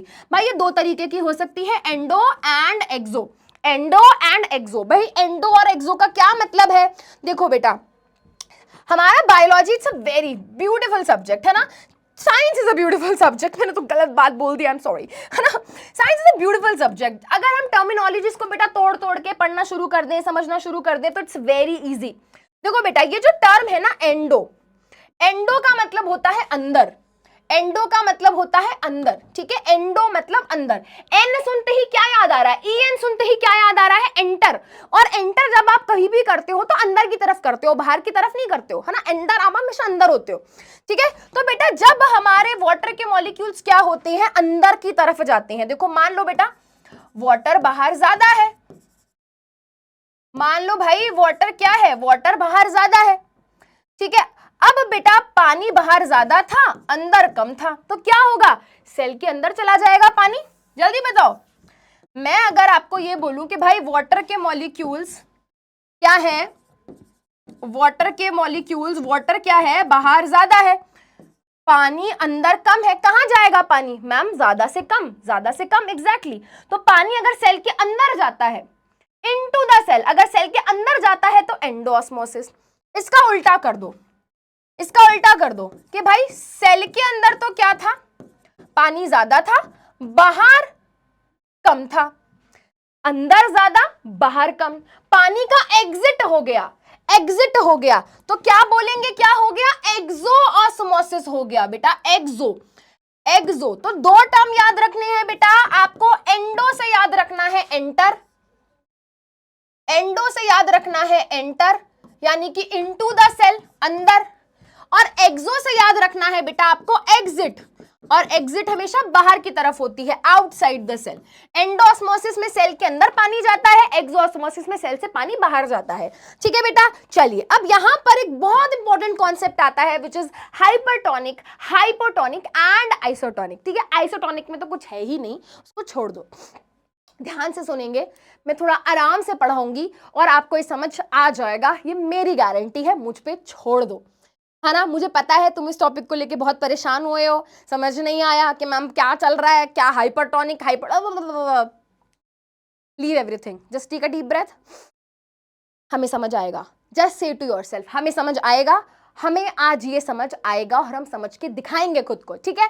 देखो बेटा सबसे पहले हाइपरटोनिक, हाइपोटोनिक, आइसोटोनिक सॉल्यूशन है, ठीक है, सॉल्यूशन है, हाँ। तो सॉल्यूशन का मतलब समझते हो ना बेटा, व्हाट इज सॉल्यूशन, है ना, मतलब कोई मिक्सचर है ना, सॉल्यूशन है, उसके अंदर सॉल्यूट होगा, सॉल्वेंट होगा। अगर कोई चीज सॉल्यूशन होती है तो उसमें कोई सॉल्यूट होता है, सॉल्वेंट होता है, ठीक है, पहली चीज। अगर मैं बोलूं बेटा हाइपरटोनिक, हाइपोटोनिक की बात ही करूंगी, अभी आइसोटोनिक की बात नहीं करूंगी, है ना। तो बेटा इनका अगर अलग अलग नाम रखा है तो ऑब्वियस सी बात है कुछ डिफरेंस होगा, ठीक है, कुछ ना कुछ तो फर्क होगा इनमें, अगर अलग अलग नाम रखा है तो, ठीक है। अब देखो बेटा सबसे पहली चीज, ये जो टर्म आप देख रहे हो दीज आर कंपैरेटिव टर्म्स, मतलब ये कंपैरेटिव टर्म है। मतलब क्या मैम, मतलब ये कि अगर हम इस सॉल्यूशन के अंदर जो सॉल्यूट है उनको कंपेयर करें सेल के अंदर पाए जाने वाले सॉल्यूट के साथ, तो उसका कंपैरिजन है, ठीक है। मैं आपको ऐसे समझाती हूं, मान लो बेटा एक ये सॉल्यूशन है जिसके अंदर हमने अपने सेल को रखा हुआ है, ये एक सॉल्यूशन है जिसके अंदर हमने अपने सेल को रखा हुआ है। ये सॉल्यूशन कैसा है, हाइपरटोनिक, कैसा है, हाइपरटोनिक। हाइपरटोनिक सॉल्यूशन का मतलब ये होता है एक ऐसा सॉल्यूशन, एक ऐसा सॉल्यूशन जिसके अंदर क्या है, सॉल्यूट बहुत ज्यादा है, हाई, है ना, एक ऐसा सॉल्यूशन जिसमें सॉल्यूट बहुत ज्यादा है। और अगर बेटा सॉल्यूशन में सॉल्यूट बहुत ज्यादा है, इसका मतलब ये भी तो मैं लिख सकती हूं कि सॉल्वेंट कम है, लिख सकती हूं, हाँ मैम लिख सकते हो। अगर सॉल्यूट ज्यादा है तो इसका मतलब ये हो गया सॉल्वेंट कम, सॉल्वेंट को मैं बेटा वाटर भी बोल सकती हूँ, हाँ मैम बोल सकते हो, बोल सकते हो। तो ये एक ऐसा सॉल्यूशन है जिसका नाम है हाइपरटोनिक। हाइपरटोनिक का मतलब ये कि भाई इस सॉल्यूशन के अंदर सॉल्यूट बहुत ज्यादा है और पानी कम है। कम का मतलब क्या है भाई, कम का मतलब ये है कि अगर मैं सेल के मुकाबले कंपेयर करूं, इसका मतलब ये निकल कर आ रहा है कि भाई देखो सेल के अंदर तो पानी बहुत ज्यादा है, वाटर बहुत ज्यादा है, बट जो ये सॉल्यूशन है ना, ये जो सॉल्यूशन है इसके अंदर वाटर के मॉलिक्यूल्स कम है। आई डोंट नो ये आपको दिख रहा है कि नहीं दिख रहा, I should use another colour, give me a second. बेटा आपको क्या ये कलर दिख रहा है, हाँ थोड़ा थोड़ा दिख रहा है मैम, ठीक है। तो बेटा हमने क्या बोला कि पानी के मॉलिक्यूल्स क्या है, बाहर कम है, बाहर कम है, अंदर ज्यादा है, ठीक है। अब बेटा मुझको आप ये बताओ, अगर पानी अंदर ज्यादा है बाहर कम है, पानी कहां जाएगा, जल्दी बताओ मैम। अगर अंदर ज्यादा है बाहर कम है तो कम वाली तरफ जाएगा, बिल्कुल। तो पानी क्या होता है बेटा, निकलकर बाहर चला जाता है, पानी निकलकर बाहर की तरफ चला जाता है। तो बेटा मुझे ये बताओ, अगर सेल का पानी निकलकर कहां चला गया, बाहर की तरफ चला गया, अगर सेल का पानी निकलकर बाहर की तरफ चला गया तो क्या हो गया? अगर सेल का पानी बाहर गया, एग्जिट हो गई, वाटर का एग्जिट हो गया, तो मैम यहां पर हो गया द प्रोसेस ऑफ एक्सोऑस्मोसिस।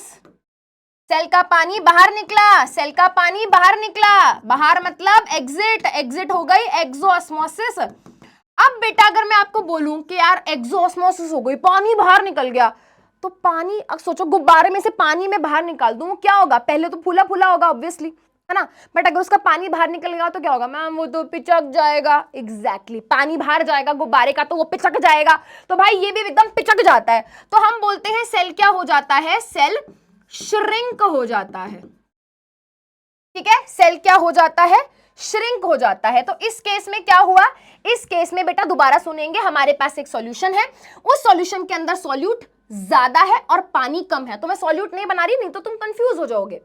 पानी कम है यानी कि यहाँ पे मैंने वाटर के मॉलिक्यूल्स कम बनाए हैं, वाटर बाहर कम है, सेल में ज्यादा है। सेल में पानी ज्यादा, बाहर कम, तो ज्यादा से बाहर की तरफ मूव कर जाएगा। ऑस्मोसिस में यही तो होता है, पानी बाहर जाएगा, सेल पिचक जाएगा, सेल श्रिंक हो जाएगा। बिल्कुल इसका उल्टा कर दो भाई, बिल्कुल इसका उल्टा कर दो। हमारे पास सॉल्यूशन है हाइपोटोनिक सॉल्यूशन। हाइपोटोनिक सॉल्यूशन बेटा एक ऐसा सॉल्यूशन होता है जिसमें सॉल्यूट क्या होता है? लेस होता है।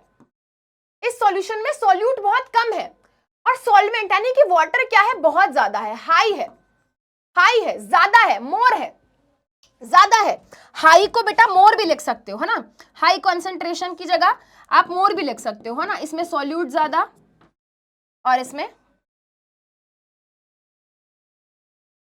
सॉल्वेंट ज्यादा। मैं दोबारा रिपीट कर रही हूं बेटा, this is a important topic. Hypotonic solution में, सॉल्यूशन में बेटा क्या है? सॉल्यूट कम है, सॉल्वेंट ज्यादा है, यानी कि इस सॉल्यूशन के अंदर पानी के, वाटर के मॉलिक्यूल्स बहुत ज्यादा हैं। यानी कि मुझे यहां पर इस तरीके से बहुत सारा पानी देखने को मिलेगा। पानी बाहर बहुत सारा है, बहुत सारा पानी है, ठीक है। और बाहर क्या है? ज्यादा है, अंदर कम है ना, अंदर कम है। बाहर पानी ज्यादा है, अंदर कम है, बाहर ज्यादा अंदर कम, बाहर ज्यादा अंदर कम। क्या होता है? क्या होता है मैम? ज्यादा से कम की तरफ जाता है। तो भाई ज्यादा से कम की तरफ जाएगा तो इसका मतलब क्या होगा? सेल के अंदर पानी जाएगा। जल्दी बताओ क्या होगा? सेल के अंदर जाएगा पानी, और जब सेल के अंदर पानी जाएगा तो हम बोलेंगे क्या हो गया? सेल के अंदर पानी जाएगा बेटा जी, तो हम बोलेंगे एंडोऑस्मोसिस हो गई। एंडो मतलब अंदर, और जब बेटा सेल के अंदर पानी जाएगा, सोचो गुब्बारा है, तुमने उसके अंदर बहुत सारा पानी डाल दिया तो वो फूल जाएगा। एग्जैक्टली तो यहां पर क्या होगा बेटा? सेल जो होगा स्वेल हो जाएगा। सेल जो होगा बेटा स्वेल हो जाएगा। तो याद रखेंगे हाइपरटोनिक सॉल्यूशन में जब हम सेल को रखते हैं तो सेल श्रिंक होता है, और जब हाइपोटोनिक में रखते हैं तो सेल क्या होता है? स्वेल हो जाता है। आइसोटोनिक सॉल्यूशन बेटा एक ऐसा सॉल्यूशन होता है, अगर हम उसको सेल से कंपेयर करें तो यहाँ पे क्या सिचुएशन है? सिचुएशन ये है कि भाई जितना पानी सेल के अंदर है, सेम लेवल ऑफ वाटर क्या है बेटा? वहां पे भी है, मतलब जितना अंदर उतना बाहर, तो इक्वल है। जितना अंदर उतना बाहर, इक्वल है। जितना अंदर उतना बाहर, तो बेटा कुछ मूवमेंट होगा नहीं। तो यहां पर बोलते हैं, है ना, हम यहां पर क्या बोलते हैं? ये क्या है? इक्वल है, तो हम बोलते हैं नो नेट मूवमेंट, है ना। हम यहां पे बोलते हैं नो नेट मूवमेंट, कोई नेट मूवमेंट नहीं है, जीरो नेट मूवमेंट, है ना, इक्वल रहता है बेटा, ठीक है। तो आपको ये दोनों जरूर याद रखने हैं। बट मैम याद कैसे रखें? ये तो बहुत ही मुश्किल लग रहा है हमको। How to remember this is very very very tough. नहीं बेटा, it's not tough, it's not tough. मैं आपको एक ट्रिक बताती हूँ। मैं बचपन में इस ट्रिक को यूज करती थी याद रखने के लिए। This can be a little silly but I hope it will help you, है ना। मैंने ट्रिक बनाई थी कि भाई ये जो हाइपरटोनिक है इसमें आर आ रहा है वैसे इतना कुछ मुश्किल है नहीं, बट हाँ बचपन में तो भाई मुश्किल ही लगता है ना यार। हाइपरटोनिक में आर आता है, और हाइपरटोनिक सॉल्यूशन में जब हम सेल को रखते हैं तो सेल क्या होता है? सेल होता है हाँ श्रिंक। श्रिंक में भी आर आता है, हाइपर में भी आर आता है, ठीक है। तो आप ऐसे याद रखना, हाइपरटोनिक हाइपोटोनिक दोनों में फर्क किस चीज का है बेटा? एक ही तो टर्म का फर्क है ना, एक ही लेटर का फर्क है, हाइपो और हाइपर, है ना। किस चीज का फर्क है भाई? ये आर का ही तो फर्क है, ठीक है ना। तो बेटा कैसे याद रखोगे? हाइपरटोनिक में ये आर से याद रखेंगे श्रिंक, हाइपो कैसे याद रखें मैम? हाइपोटोनिक में क्या होता है? जब हम हाइपोटोनिक सॉल्यूशन में बेटा अपने सेल को रखते हैं तो सेल क्या होता है? स्वेल। मैम ये कैसे याद रखें? अरे भाई जब कोई चीज फूलती है, सोचो पहले ऐसी थी, अब ऐसी हो गई, मोटू मोटू हो गई, है ना। हाइपो, हाइपो के ओ से याद रखो, मोटू मोटू। ओ देखते ही क्या याद आता है? गोलू मोलू। ओ देखते ही बेटा गोल आकार, गोल आकार, तो आप याद रखो भाई गोलू मोलू, गोलू मोलू हो जाएगा सेल। हाइपो का ओ देखते ही गोलू मोलू, गोलू मोलू हो जाएगा सेल, सेल गोलू मोलू हो जाएगा, मतलब क्या हो जाएगा? स्वेल हो जाएगा, ठीक है बेटा। ये हो गया। एक्टिव ट्रांसपोर्ट की बात हम पहले भी कर चुके हैं कि एक्टिव ट्रांसपोर्ट में बेसिकली क्या होता है? सब्सटेंस अपनी लोअर से हायर मूव करता है। तो अगर यहां पर कम है, यहां ज्यादा है, तो कहां जाएगा? लो से हाई, तो यानी कि सब्सटेंस अंदर की तरफ चले जाएंगे। अगर उल्टा होता, ठीक है, तो बेटा अगर अंदर कम होता, बाहर ज्यादा होते तो बाहर जाते। और मैं आपको पहले भी बता चुकी हूं, ऐसा करने के लिए सेल क्या यूज करता है? ऐसा करने के लिए सेल यूज करता है एनर्जी। सेल यूज करता है एनर्जी, और वो एनर्जी एक केमिकल के फॉर्म में यूज होती है, और उस केमिकल का नाम होता है एटीपी, एडिनोसाइन ट्राइफॉस्फेट। ये सेल के पास कैसे आई? सेल के अंदर एक ऑर्गेनेली होता है जिसका नाम होता है माइटोकॉन्ड्रिया, वो इसको बनाता है। चलिए बेटा आगे चल के इसको पढ़ेंगे, देखेंगे, ठीक है। अच्छा, इसके अलावा बेटा हमें यहाँ पे एक और प्रोसेस के बारे में पढ़ना है जिसको हम बोलते हैं प्लाज्मोलिसिस। बेटा बहुत सिंपल सी चीज है, पहले याद रखो कि प्लाज्मोलिसिस हम स्पेसिफिकली कब बात करते हैं? P for plasmolysis, P for plant cells. अब होता क्या है बेटा, जब हम प्लांट सेल की बात करते हैं तो आप ये मत भूलना कि प्लांट सेल के पास सेल वॉल होती है। सेल वॉल क्या है? डेड है, डेड के साथ साथ रिजिड है, फ्लेक्सिबल नहीं है, मुड़ती नहीं है, बेंड नहीं होती।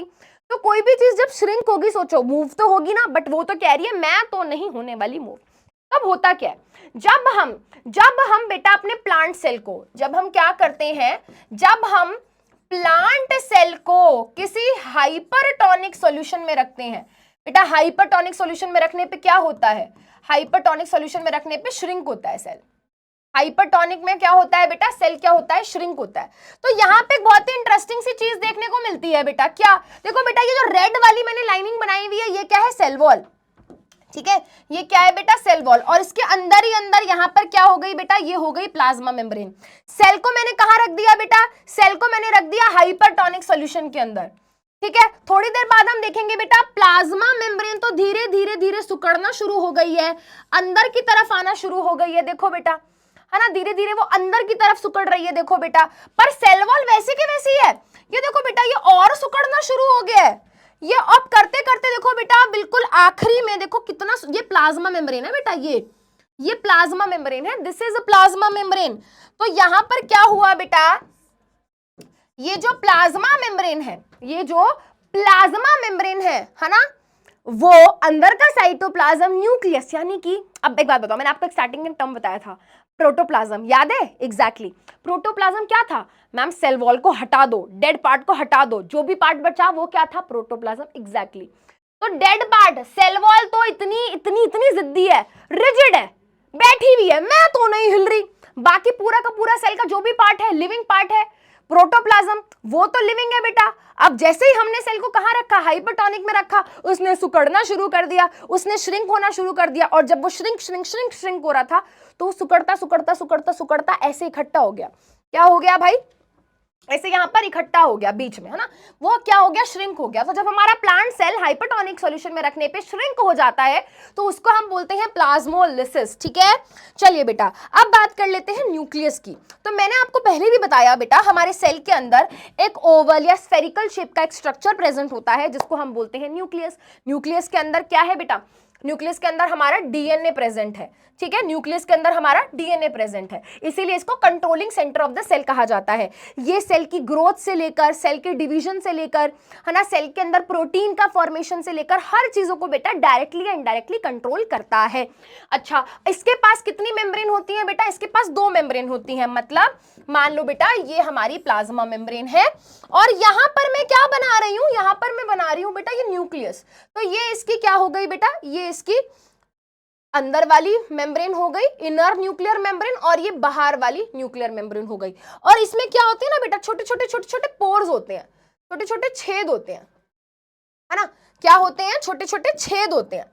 मतलब आपको ऐसे छोटे छोटे छेद दिख जाएंगे, ठीक है, ऐसे छोटे छोटे छेद दिख जाएंगे आपको इसमें न्यूक्लियर मेम्ब्रेन में। क्यों बेटा, जब किसी भी सब्सटेंस को न्यूक्लियस के अंदर जाना है तो वो इन छेद के थ्रू होके जाता है, या किसी चीज को बेटा बाहर आना है तो इन छेद के थ्रू आता है, ठीक है, याद रहेगा। तो छोटे छोटे जो पोर्स है ना न्यूक्लियर मेम्ब्रेन में, न्यूक्लियस की मेम्ब्रेन को न्यूक्लियर मेम्ब्रेन बोला, और ये जो छोटे छोटे छेद होते हैं ना बेटा, इनको बोला जाता है न्यूक्लियर पोर। अब क्या ऐसा क्या प्रेजेंट है न्यूक्लियस के अंदर, क्या प्रेजेंट है, तो देखो बेटा मैंने आपको बताया कि आपको ये जो छेद दिख रहे हैं ये न्यूक्लियर पोर हो गए, ठीक है। अब इसकी बेटा मेम्ब्रेन को, दोनों मेम्ब्रेन को मिलाकर न्यूक्लियर एनवेलप बोल दिया जाता है, लिफाफा। क्या बोल दिया जाता है, एनवेलप बोल दिया जाता है। अच्छा, हमारे न्यूक्लियस के अंदर एक और पार्ट प्रेजेंट होता है जिसको हम बोलते हैं न्यूक्लियोलस। अब ये क्या है, यहां पर बेटा कुछ राइबोसोम नाम की चीज बनती है ना, राइबोसोम प्रोटीन बनाने में हेल्प करता है, तो राइबोसोम यहां पर बनते हैं। उसके अलावा बेटा हमारे न्यूक्लियस के अंदर भी जेली लाइक सब्सटेंस होता है जिसको बोला जाता है न्यूक्लियोप्लाज्म। तो न्यूक्लियस का jelly like substance nucleoplasm. DNA की बात कर लेते हैं बेटा एक बारी। What is DNA? डीएनए बेटा एक धागे जैसा स्ट्रक्चर होता है, ठीक है। डीएनए कुछ बेटा इस तरीके से दिखने वाला डबल स्ट्रैंडेड, डबल मतलब 2 धागों से, ये एक धागा हो गया बेटा, ठीक है, और ये दूसरा धागा हो गया, तो 2 धागों से मिलकर बना हुआ डबल स्ट्रैंडेड क्या है बेटा, एक स्ट्रक्चर होता है जो कि कुछ इस तरीके का दिखता है, और इस स्ट्रक्चर को नाम दिया गया है DNA. What is the full form of DNA? अगर मैं बोल रही हूं ये डीएनए है, तो डीएनए का मतलब क्या है ना? नहीं बेटा, वो जो आप बोल रहे हो ना मूवीज वाला, वो नहीं ठीक है, ये होता है डीऑक्सी, ठीक है, deoxy ribose,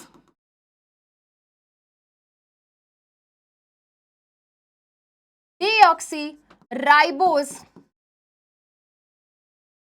nucleic acid.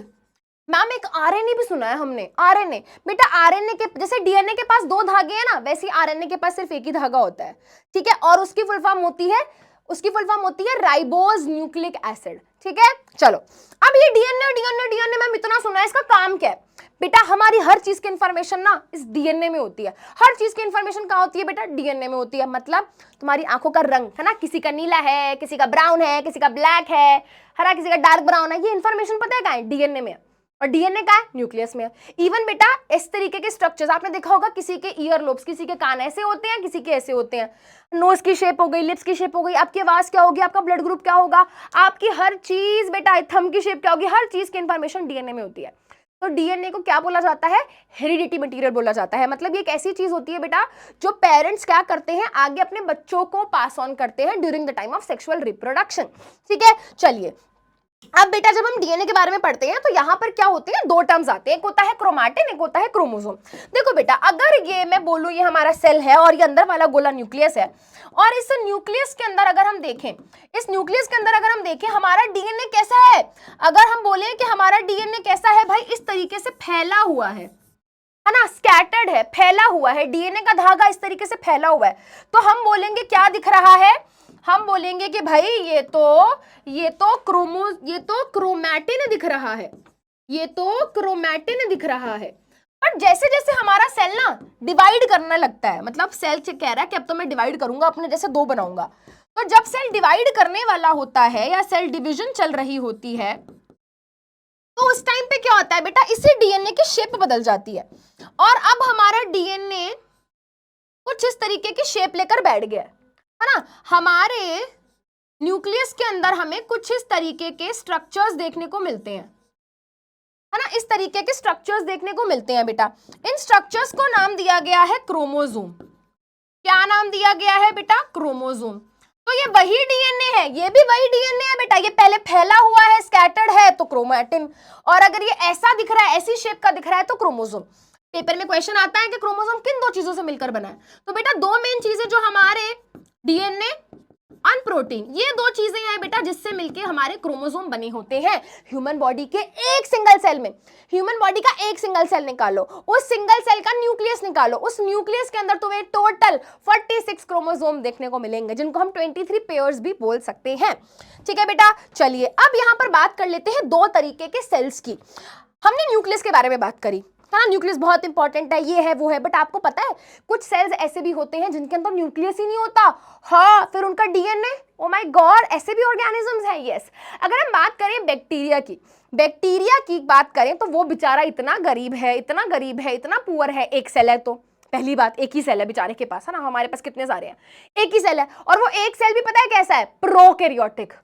Prokaryotic से याद रखना पुअर, और पुअर से याद रखना जिसके पास थोड़ी चीजों की कमी हो। बैक्टीरिया पुअर है ना, वैसे प्रो का मतलब प्रिमिटिव होता है। ठीक है, तो बेटा आपको कैसे याद रखना है, देखो दो तरीके के सेल होते हैं, एक होते हैं यूकैरियोटिक, होते हैं प्रोकैरियोटिक। एक होते हैं प्रोकैरियोटिक, एक होते हैं यूकैरियोटिक। ठीक है, प्रोकैरियोटिक और यूकैरियोटिक सेल में जो सबसे बड़ा डिफरेंस है वो यही है। प्रोकैरियोटिक और यूकैरियोटिक सेल में बेटा सबसे बड़ा डिफरेंस क्या है, यही है। अगर मैं बोलूं कि मैंने यहां पर मैं एक यूकैरियोटिक सेल बना रही हूं, ठीक है, और मान लो यहां पे मैं प्रोकैरियोटिक सेल बना रही हूं, इसके पास भी प्लाज्मा मेम्ब्रेन बनाई मैंने, है ना, इसके पास भी मैंने क्या बनाई, प्लाज्मा मेम्ब्रेन बनाई, और लो इसके पास भी मैंने प्लाज्मा मेम्ब्रेन बनाई। ठीक है, चलो ठीक है बेटा, ये क्या है, प्रोकैरियोटिक सेल। मैंने कहा जो बैक्टीरिया का सेल होता है, मैंने कहा कि जो बैक्टीरिया का सेल होता है वो प्रोकैरियोटिक वाला होता है। इसका मतलब ये है, ये बहुत गरीब है, इतना गरीब है कि इसके पास डीएनए जो है न्यूक्लियस के अंदर नहीं है। देखो मान लो अगर मैं बोलूं ये मेरा यूकैरियोटिक सेल है, यूकैरियोटिक सेल में न्यूक्लियस पाया जाता है, यहां नहीं पाया जाता, तो यहाँ पे डीएनए न्यूक्लियस में होता है, यहाँ पे बेटा कोई न्यूक्लियस नहीं है, यहाँ पे कोई न्यूक्लियस नहीं है, यहाँ पे डीएनए बस ऐसे ही पड़ा है बेचारा, है ना, ऐसे ही पड़ा हुआ है। ठीक है, और जहां पे ये पड़ा हुआ है बेटा उस रीजन को एक नाम दिया गया है न्यूक्लियोइड रीजन, उस रीजन को नाम दिया गया है न्यूक्लियोइड रीजन। तो न्यूक्लियोइड रीजन कहां पाया जाता है, प्रोकैरियोटिक सेल में। प्रोकैरियोटिक सेल बेचारे पुअर सेल, गरीब सेल, इनके पास न्यूक्लियस नहीं होता, इनका डीएनए ऐसे ही पड़ा हुआ है, कहां पर, साइटोप्लाज्म में। कहां पर बेटा, साइटोप्लाज्म तो यहां पर होता है, तो साइटोप्लाज्म में ही क्या है बेटा, ऐसे ही चीजें पड़ी हुई हैं। बाकी सब तो होता होगा ma'am, ER, endoplasmic reticulum, mitochondria, ये सब तो होता होगा, अरे कुछ नहीं है इसके पास। ठीक है, क्या डिफरेंस है, चलो बेटा देखते हैं। हाँ, तो सबसे पहले बेटा बात कर लेते हैं, दो तरीके के सेल है, एक है प्रोकैरियोटिक, एक है यूकैरियोटिक। प्रोकैरियोटिक सेल का साइज जो होता है छोटा होता है, यूकैरियोटिक सेल का साइज जो होता है बड़ा होता है। ये 1 से 10 माइक्रोमीटर बेटा, और ये 5 से 100 micrometre. 1 micrometre is equal to 10⁻⁻6 metre. 1 micrometre is equal to 10⁻⁻6 metre, याद रखना। ठीक है, तो इनका साइज बहुत छोटा है, ये बड़े होते हैं। ठीक है, यहां पर बेटा कोई न्यूक्लियर मेम्ब्रेन नहीं है, कोई न्यूक्लियस नहीं है, इंस्टेड यहां पर एक जगह है न्यूक्लियोइड, और यहीं पे इसका डीएनए बेचारा पड़ा हुआ है ऐसे। बट यहां पर प्रॉपर न्यूक्लियस है जिसकी अपनी खुद की 2 न्यूक्लियर मेम्ब्रेन वगैरह होती हैं। यहां पर केवल एक ही सिंगल क्रोमोसोम होता है, यहां पर बेटा एक से ज्यादा क्रोमोसोम पाए जाते हैं। और ये बहुत सबसे इंपॉर्टेंट पॉइंट, ये दोनों पॉइंट बेटा सबसे ज्यादा इंपॉर्टेंट है, कुछ याद रहे ना रहे, ये 2 पॉइंट याद रहने चाहिए। प्रोकैरियोटिक सेल इतने गरीब है, इतने गरीब है, इतने गरीब है कि इनके पास बेटा ऑर्गेनेलीज नहीं है, इनके पास मेम्ब्रेन बाउंड वाले सेल ऑर्गेनेलीज नहीं है। मतलब इनके पास कोई एंडोप्लाज्मिक रेटिकुलम नहीं है, गोल्जी नहीं है, लाइसोसोम नहीं है, वैक्यूल नहीं है, क्लोरोप्लास्ट नहीं है, माइटोकॉन्ड्रिया नहीं है, इनके पास नहीं है भाई कुछ भी। एक चीज है बेटा, हाँ। अच्छा, और इनके पास है, इनके पास सब सेल ऑर्गेनेलीज प्रेजेंट है, प्लास्टिड, माइटोकॉन्ड्रिया, ये सब चीजें, है ना। यहां पर बेटा एक सेल ऑर्गेनेली पाया जाता है जिसका नाम होता है राइबोसोम। राइबोसोम, ठीक है, तो ये याद रखना है कि भाई क्या है इसके पास, भाई इसके पास राइबोसोम है ना, इतना भी बेचारा गरीब नहीं है। राइबोसोम ऐसे सेल ऑर्गेनेलीज होते हैं बेटा जो प्रोटीन बनवाने में हेल्प करते हैं, और इसके पास वो होता है। इसके अलावा भाई बैक्टीरिया भाई को हल्के में नहीं लेने का, इसके पास बेटा याद रखेंगे, मैंने आपको स्टार्टिंग में भी बताया था भाई साहब जी इतने भी गरीब नहीं है, इनके पास अपनी खुद की सेल वॉल है, अभी बताया था स्टार्टिंग में। एंड नॉट जस्ट दैट, इसके पास मूवमेंट करने के लिए ना ऐसे लंबे लंबे हेयर लाइक स्ट्रक्चर्स होते हैं, है ना, लंबे लंबे हेयर लाइक स्ट्रक्चर्स होते हैं जिनको हम बोलते हैं फ्लैजिला। तो फ्लैजिला की मदद से ये क्या करता है, फ्लैजिला की मदद से बैक्टीरिया मूव करता है। पेपर में अगर बैक्टीरियल सेल की बात हो रही है तो यानी कि we are talking about prokaryotic cell, और अगर प्रोकैरियोटिक सेल की बात हो रही है तो मतलब बैक्टीरियल सेल, एक ही बात है। तो कंफ्यूज नहीं होना कि ये तो हमें आता ही नहीं, हमने तो पढ़ा ही नहीं, ये हम कैसे करेंगे। अरे भाई, प्रोकैरियोटिक सेल मतलब बैक्टीरिया का सेल। कैसा होता है, पुअर सेल, जिसके पास न्यूक्लियस नहीं है, सेल ऑर्गेनेलीज नहीं है, सेल ऑर्गेनेलीज के नाम पे उसके पास केवल राइबोसोम प्रेजेंट है, बाकी सब चीजें नहीं है। न्यूक्लियस भी नहीं है, न्यूक्लियस की कोई मेम्ब्रेन मेम्ब्रेन कुछ नहीं है, बस ऐसे ही न्यूक्लियर रीजन में पड़ा है उसका डीएनए। ठीक है, चलो यूकैरियोटिक सेल भाई सब कुछ प्रेजेंट है और ये अभी हमें पढ़ना भी है। बाउंड्री है, प्लाज्मा मेम्ब्रेन है, बेटा स्टार्टिंग में जो स्ट्रक्चर बनाया था ना, न्यूक्लियस है, डीएनए है, सेल ऑर्गेनेलीज है, साइटोप्लाज्म है, सब कुछ है यहाँ पर। ये बेचारा थोड़ा गड़बड़ चल रही है। अब बेटा यूकैरियोटिक सेल की थोड़ी डिटेल में बात करते हैं। हम बेटा किसकी बात कर चुके हैं, we have talked about plasma membrane, हमने ट्रांसपोर्ट की बात कर ली, हमने सेल वॉल की बात कर ली, हमने न्यूक्लियस की बात कर ली। न्यूक्लियस के एब्सेंस या प्रेजेंस के बेसिस पे हमने दो तरीके के सेल की बात कर ली। अब यूकैरियोटिक सेल के अंदर पाए जाने वाले सेल ऑर्गेनेलीज के बारे में एक बार फटाफट से डिस्कशन करते हैं। जैसे हमारी बॉडी के अंदर अलग अलग ऑर्गन्स है ना बेटा, स्टमक अपना काम कर रहा है, किडनी अपना काम कर रही है, हार्ट अपना काम कर रहा है, ब्रेन अपना काम कर रहा है, मेरा तो कर रहा है, तुम्हारा नहीं कर रहा, मुझे नहीं पता पर करना चाहिए, है ना। तो बेटा सब अपने अपने ऑर्गन्स काम करते हैं। वैसे ही हमारे सेल के अंदर बेटा अलग अलग कंपोनेंट्स हैं और हर कंपोनेंट का नाम अलग अलग है। इनको मिला के बोल दिया जाता है सेल ऑर्गेनेलीज। हर सेल ऑर्गेनेली का स्ट्रक्चर अलग है, हर सेल ऑर्गेनेली का अपना फंक्शन अलग है। तो एक एक करके देखते हैं और समझते हैं। ठीक है, ये अलग अलग शेप के, फंक्शन के हैं, मैं आपको बता दिया। ठीक है, और ये अलग अलग क्या है बेटा, काम करते हैं। तो ये आपको इस तरीके से डायग्राम भी दिखेंगे। अब हमारे बेटा सेल के अंदर पाए जाने वाले जो ये ऑर्गेनेलीज हैं, ये तीन तरीके के हो सकते हैं। किसी किसी सेल ऑर्गेनेली के पास अपनी खुद की एक ही कवरिंग है, किसी किसी के पास बेटा अपनी खुद की दो कवरिंग्स है, और कुछ कुछ बेचारे इतने गरीब हैं जिनके पास है ही नहीं। अब जब है ही नहीं तो क्या बताऊं। ठीक है, देखो बेटा न्यूक्लियस की हम बात कर चुके हैं। न्यूक्लियस के पास अपनी खुद की दो कवरिंग्स हैं, जिसको हमने न्यूक्लियर मेम्ब्रेन बोला था, एक अंदर वाली एक बाहर वाली। ठीक है, वैसे ही बेटा माइटोकॉन्ड्रिया, प्लास्टिड नाम के सेल ऑर्गेनेलीज होते हैं, इनके पास अपनी खुद की दो मेम्ब्रेन्स होती हैं। वैसे ही बेटा सिंगल मेम्ब्रेन बाउंड, मतलब ये सब जो ऑर्गेनेलीज के नाम लिखे हैं बेटा, इनके पास अपनी खुद की कवरिंग है बट एक ही है। Single membrane, double membrane, membraneless मतलब नॉन मेम्ब्रेन, मेम्ब्रेन ही नहीं है, राइबोसोम और सेंट्रियोल। ठीक है, एक एक करके इनके फंक्शन देखेंगे। ठीक है, चलो बेटा let us start with the basic flow chart. This is important, ये आपको कंप्लीट तरीके से बेटा रिवीजन करा देगा। सारी चीजें हम यहाँ पे डिस्कस करेंगे। सबसे पहले बात कर लेते हैं बेटा एंडोप्लाज्मिक रेटिकुलम की। What is endoplasmic reticulum? ये बेटा मान लो मैंने एक सेल वॉल बना दी, है ना, ये मैंने सेल वॉल बना दी, ये मैंने प्लाज्मा मेम्ब्रेन बना दी, ये मैंने न्यूक्लियस बना दिया, और मान लेते हैं ये मैंने न्यूक्लियस के अंदर डीएनए का धागा पड़ा हुआ है जो मैंने बना दिया। अब हमारे न्यूक्लियस के साथ बिल्कुल चिपका हुआ, बिल्कुल बेटा न्यूक्लियस के साथ बिल्कुल चिपका हुआ एक सेल ऑर्गेनेली होता है, बिल्कुल ऐसे चिपका पड़ा है बेटा, ये है ना। हमारी न्यूक्लियस की जो बाहर वाली मेम्ब्रेन होती है ना, बिल्कुल उसके साथ चिपका हुआ एक पार्ट होता है जिसको हमने बोला है एंडोप्लाज्मिक रेटिकुलम।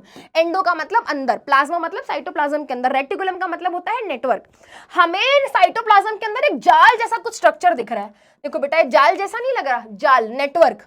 रेटिकुलम का मतलब होता है नेटवर्क, एक जाल जैसा स्ट्रक्चर होता है, इसको हम बोलते हैं एंडोप्लाज्मिक रेटिकुलम। अगर बेटा हमारे एंडोप्लाज्मिक रेटिकुलम के सरफेस पे कुछ इस तरीके से कुछ राइबोसोम नाम के स्ट्रक्चर्स अटैच्ड हैं तो हम बोलते हैं आरईआर, और अगर नहीं है तो हम बोलते हैं एसईआर। तो सबसे पहली चीज, एंडोप्लाज्मिक रेटिकुलम क्या है बेटा? जाल जैसा स्ट्रक्चर है, न्यूक्लियस के आसपास प्रेजेंट होता है, बिल्कुल चिपका हुआ उससे। ये दो तरीके का हो सकता है, ये हो सकता है रफ एंडोप्लाज्मिक रेटिकुलम और ये हो सकता है smooth endoplasmic reticulum. Rough endoplasmic reticulum का मतलब क्या है? उसके सरफेस पे ना आपको कुछ इस तरीके से दाने दाने दाने दाने जैसे स्ट्रक्चर्स चिपके हुए दिखेंगे। ये दाने दाने जैसे स्ट्रक्चर्स किसके होते हैं बेटा?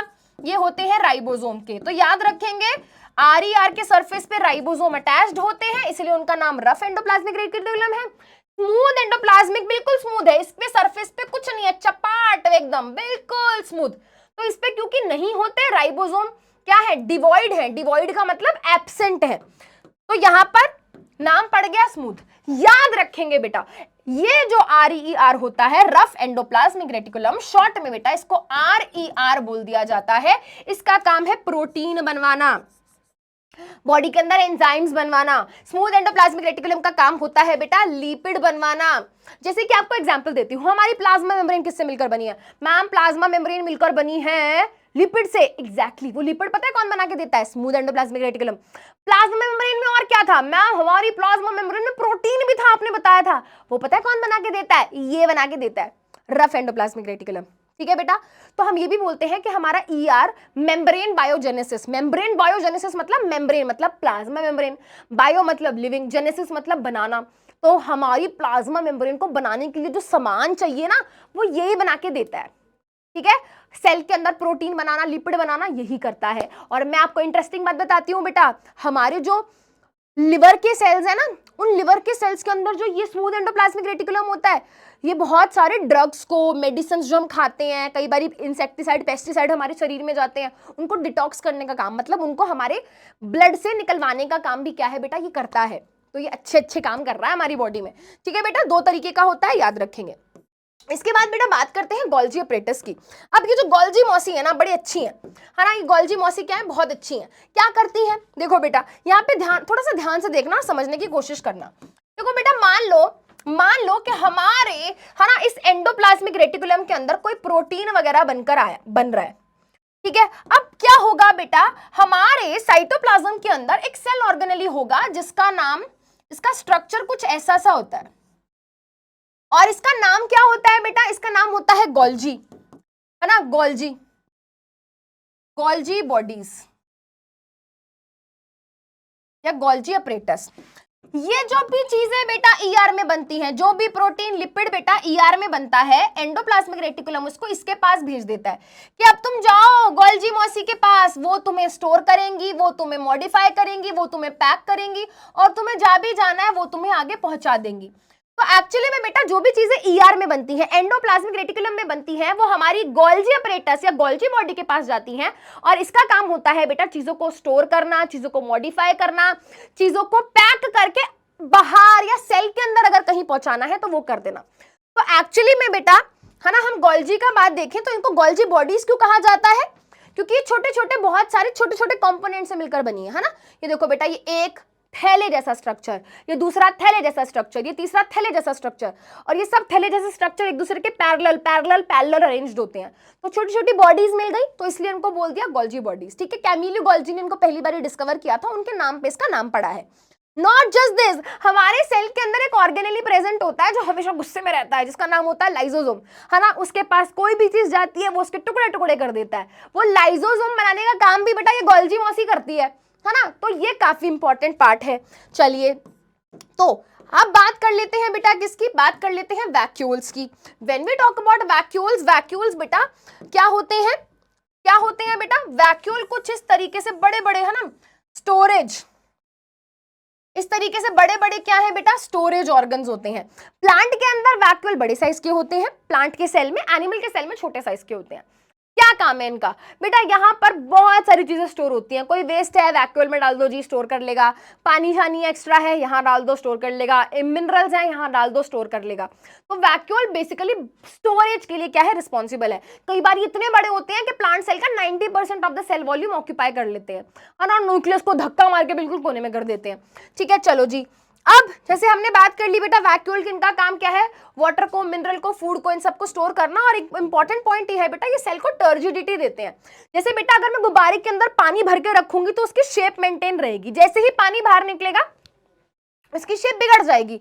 वैसे ही जब हमारे वैक्यूल के अंदर बेटा सामान क्या रहता है ना, जब हमारे वैक्यूल के अंदर चीजें है ना स्टोर्ड पड़ी रहती हैं, तो उसके कारण हमारे सेल की भी क्या है बेटा, एक शेप मेंटेन रहती है, वो टर्जिड रहता है।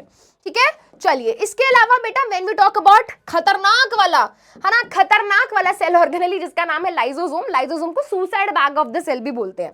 लाइसोसोम को हम suicide bag of the cell भी बोलते हैं। फॉर एग्जांपल अगर मैंने लाइसोसोम बनाया है तो लाइसोसोम के अंदर भाई ऐसे केमिकल्स हैं, वो क्या करेंगे बेटा, हर चीज को खा जाते हैं मतलब तोड़ देते हैं, ब्रेक डाउन कर देते हैं। तो कोई भी बैक्टीरिया जब इसके अंदर जाएगा, लाइसोसोम उसको अपने केमिकल्स की मदद से ब्रेक डाउन कर देगा, डाइजेस्ट कर देगा, खा जाएगा उन्हें।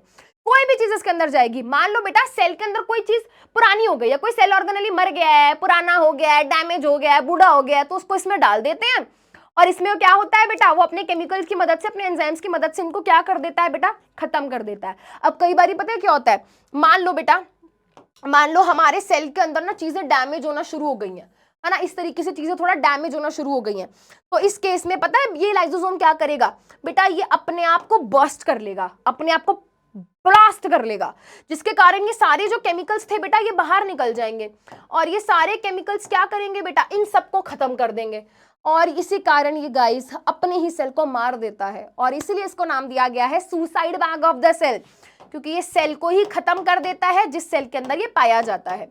ठीक है, बट ऐसा नहीं कि आज तो मेरा मन कर रहा है अपने सेल को खा जाऊं, नहीं बेटा, जब नीड होती है, जब लगता है कि ये सेल अब किसी काम का नहीं बचा है, तो उस केस में लाइसोसोम अपने ही सेल को खत्म कर देता है और खुद भी तो खत्म हो जाता है।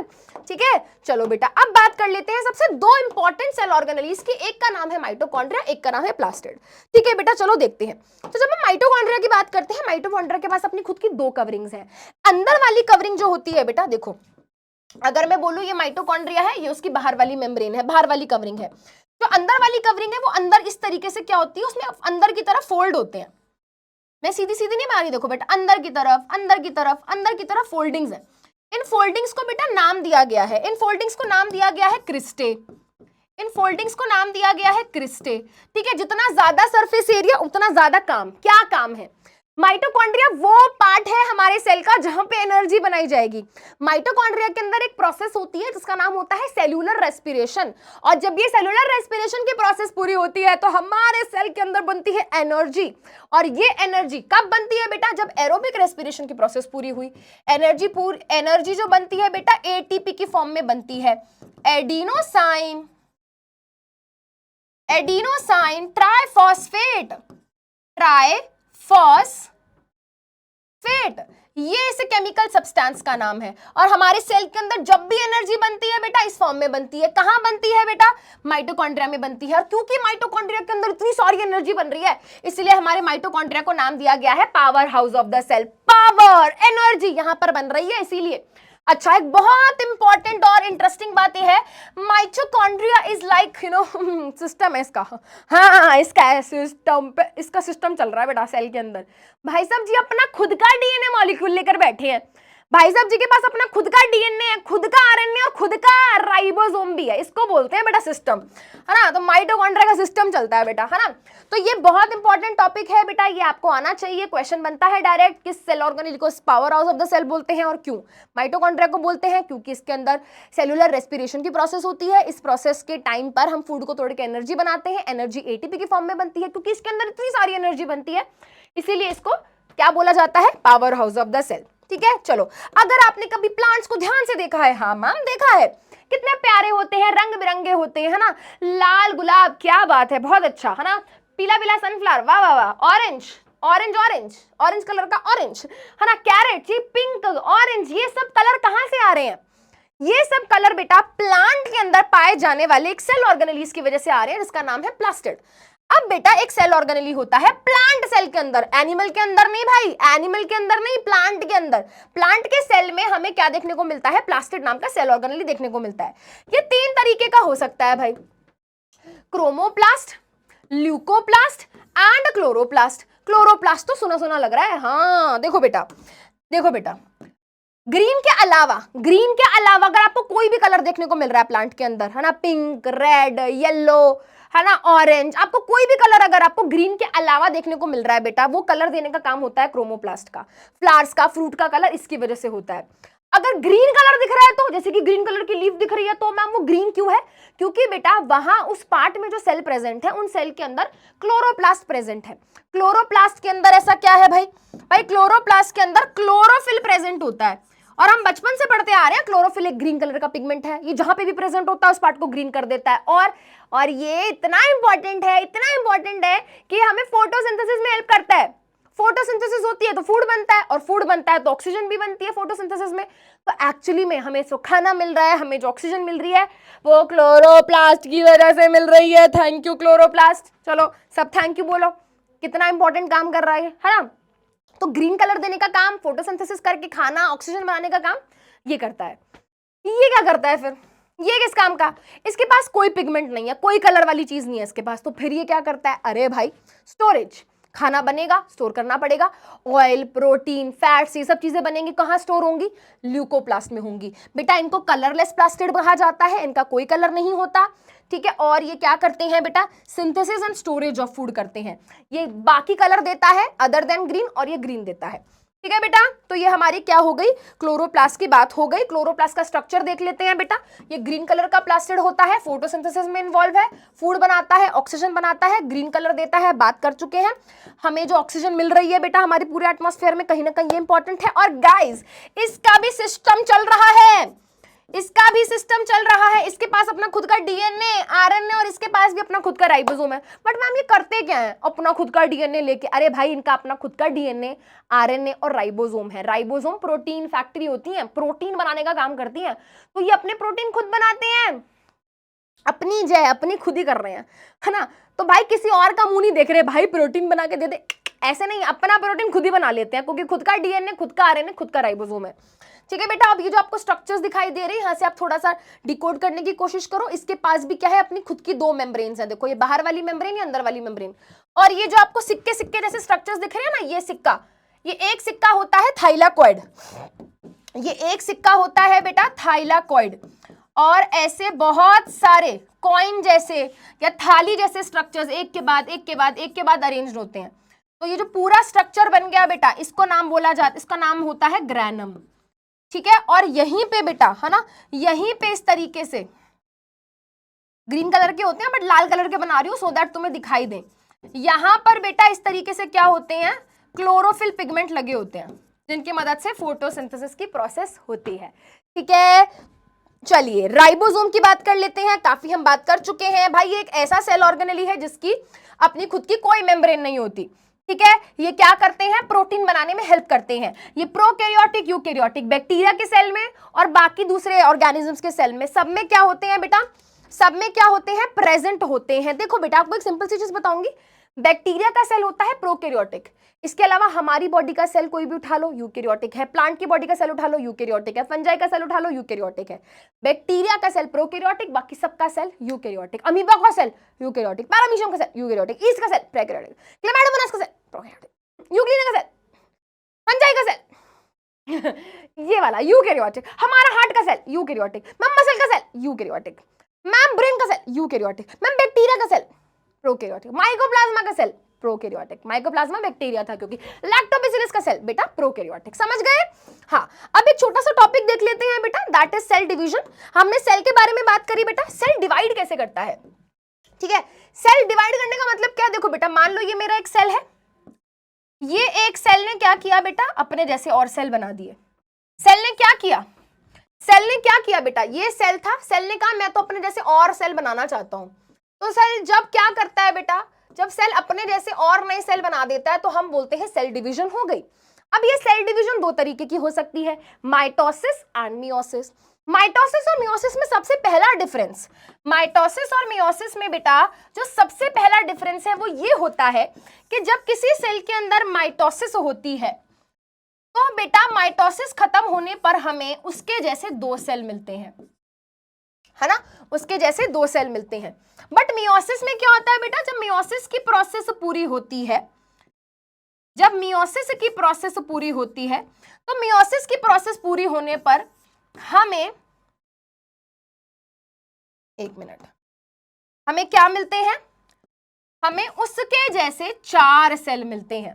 तो यहां दो सेल बनते हैं, यहां चार सेल बनते हैं। और याद रखेंगे बेटा, माइटोसिस को इक्वेशनल डिवीजन बोलते हैं और मियोसिस को रिडक्शनल डिवीजन। इक्वल रहता है, क्या इक्वल रहता है, मान लो बेटा डिवीजन होने से पहले, माइटोसिस होने से पहले इस सेल के न्यूक्लियस के अंदर मान लेते हैं बेटा 16 क्रोमोसोम्स थे। तो बेटा आफ्टर माइटोसिस ऑल्सो यहां पर क्या रहेगा बेटा, 16 ही क्रोमोसोम्स रहेंगे। मैम पर 16 आधे होने चाहिए था, नहीं बेटा, याद रखनी है आपको ये चीज। अगर यहाँ पे माइटोसिस होने से पहले बेटा इसके पास 16 थे तो जो नए सेल बनेंगे उनके पास भी 16 होंगे। बट यहाँ पर क्या होता है बेटा, यहाँ पर आधा हो जाता है।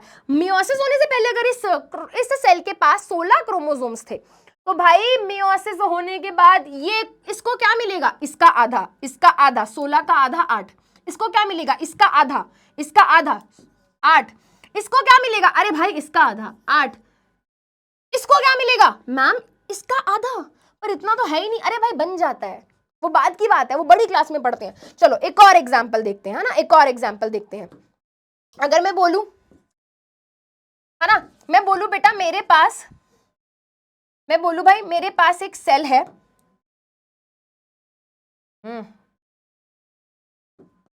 अगर मैं बोलूं मेरे पास एक सेल है जिसके पास मियोसिस होने से पहले बेटा 23 क्रोमोसोम है टोटल, मुझे बताओ बेटा मियोसिस में क्या होगा? मियोसिस में क्या होता है? चलो माइटोसिस बताओ पहले। माइटोसिस में इक्वल रहता है, तो अगर बेटा माइटोसिस होने से पहले 23 है, ठीक है, 46 करो, 46 है, तो इसको क्या मिलता है? बिल्कुल इसके जितना। अगर इसके पास 46 है तो इसको भी 46 मिलेगा। इसको क्या मिलेगा? इसके जितना। इसके पास भी 46। ठीक है, मियोसिस में क्या होता है भाई? जो नया सेल बना है उसको अपने पेरेंट सेल से, नए सेल को पेरेंट सेल से क्या मिलता है? आधा मिलता है। अगर इसके पास 46 है तो इसको इसका आधा मिलता है, तो क्या मिलेगा? 23। इसको इसका आधा मिलेगा, क्या मिलेगा? 23। इसको इसका आधा मिलेगा 23। इसको इसका आधा मिलेगा 23। ठीक है बेटा, तो ये था हमारा chapter mitosis and meiosis topic पे। इसको खत्म करते हैं, बट वेट, हम क्वेश्चन भी करने वाले हैं। ये इक्वेशनल डिवीजन है, इक्वल रहता है क्रोमोसोम नंबर, यहाँ पे आधा हो जाता है। यहाँ पे बेटा 2 सेल बनते हैं, यहाँ पर 4 सेल बनते हैं। नंबर ऑफ क्रोमोसोम बेटा सेम रहता है, यहां पर बेटा क्या होता है? आधा हो जाता है। और ये बहुत इंपॉर्टेंट है बेटा, हमें कोई चोट लग गई, वहां पे रिपेयर होके नए सेल बन रहे हैं, माइटोसिस से बनेंगे। ग्रोथ हो रही है, माइटोसिस से बनेंगे। बट बेटा जब सेक्सुअल रिप्रोडक्शन के टाइम पे स्पर्म बनाना है, एग बनाना है, ठीक है, तो वहां पर बेटा मियोसिस की प्रोसेस होती है। ठीक है बेटा, तो ये हमारे ये छोटे छोटे कॉन्सेप्ट्स थे। फटाफट से ना कुछ क्वेश्चंस भी देख लेते हैं। ये इंपॉर्टेंट क्वेश्चंस हैं, आपके पेपर में आने के बहुत ज्यादा हाई चांस है।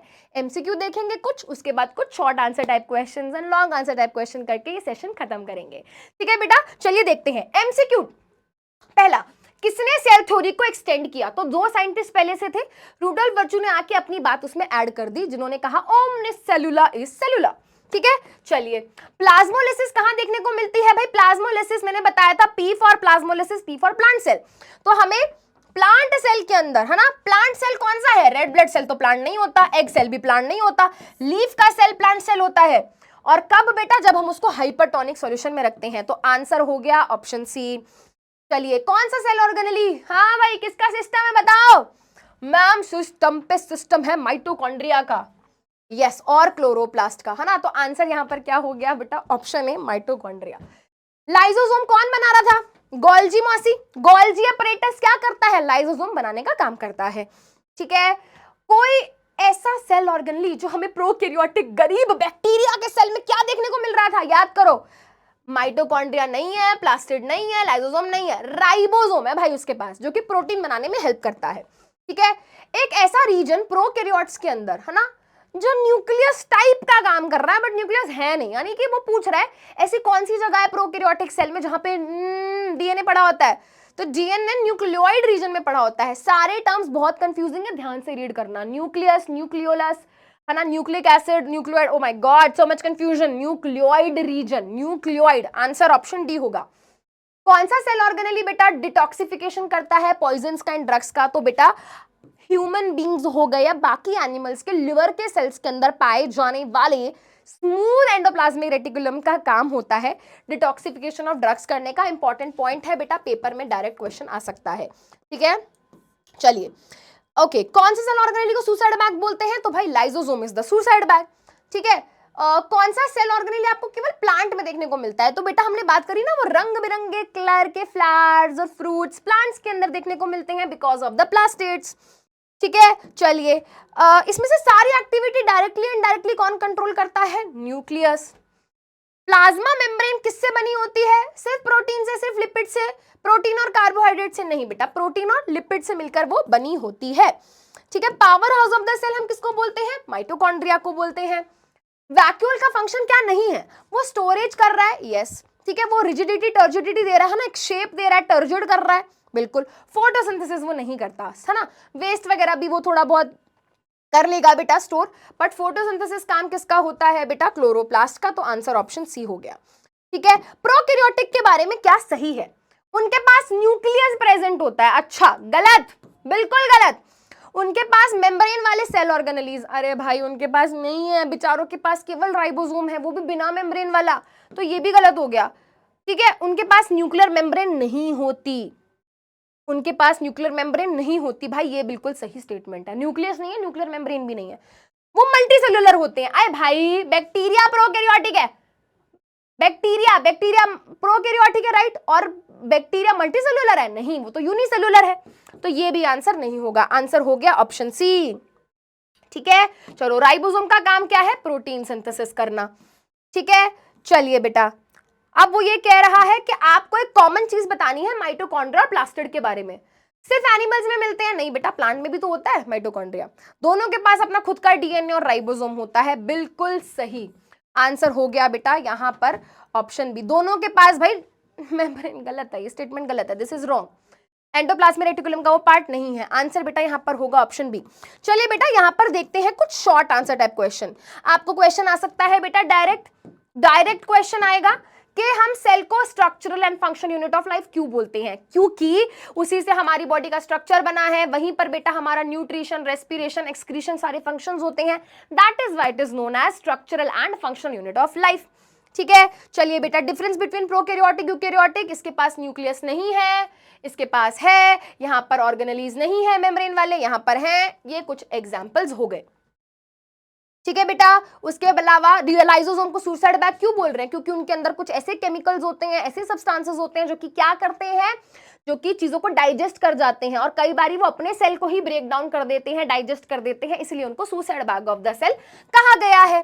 ठीक है बेटा, चलिए उसके अलावा आपको प्लाज्मा मेम्ब्रेन और सेल वॉल में भी डिफरेंस आ सकता है। प्लाज्मा मेम्ब्रेन पतली होती है, ठीक है, लिविंग है और फ्लेक्सिबल है। सेल वॉल डेड है, रिजिड है, बेंड नहीं होती है और मोटी भी होती है। ठीक है, ये प्लांट एनिमल सेल दोनों में पाई जाएगी, बट हमारी सेल वॉल केवल प्लांट सेल में मिलती है, एनिमल सेल में नहीं मिलती है बेटा।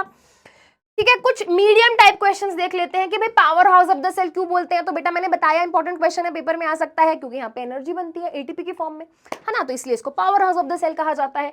एटीपी की फॉर्म में एनर्जी बनती है, राइट। आप ये बताओगे रेस्पिरेशन की प्रोसेस के द्वारा बनती है, ठीक है, और वही एटीपी को सब यूज करते हैं सेल के अंदर, इसलिए powerhouse of the cell कहा गया है।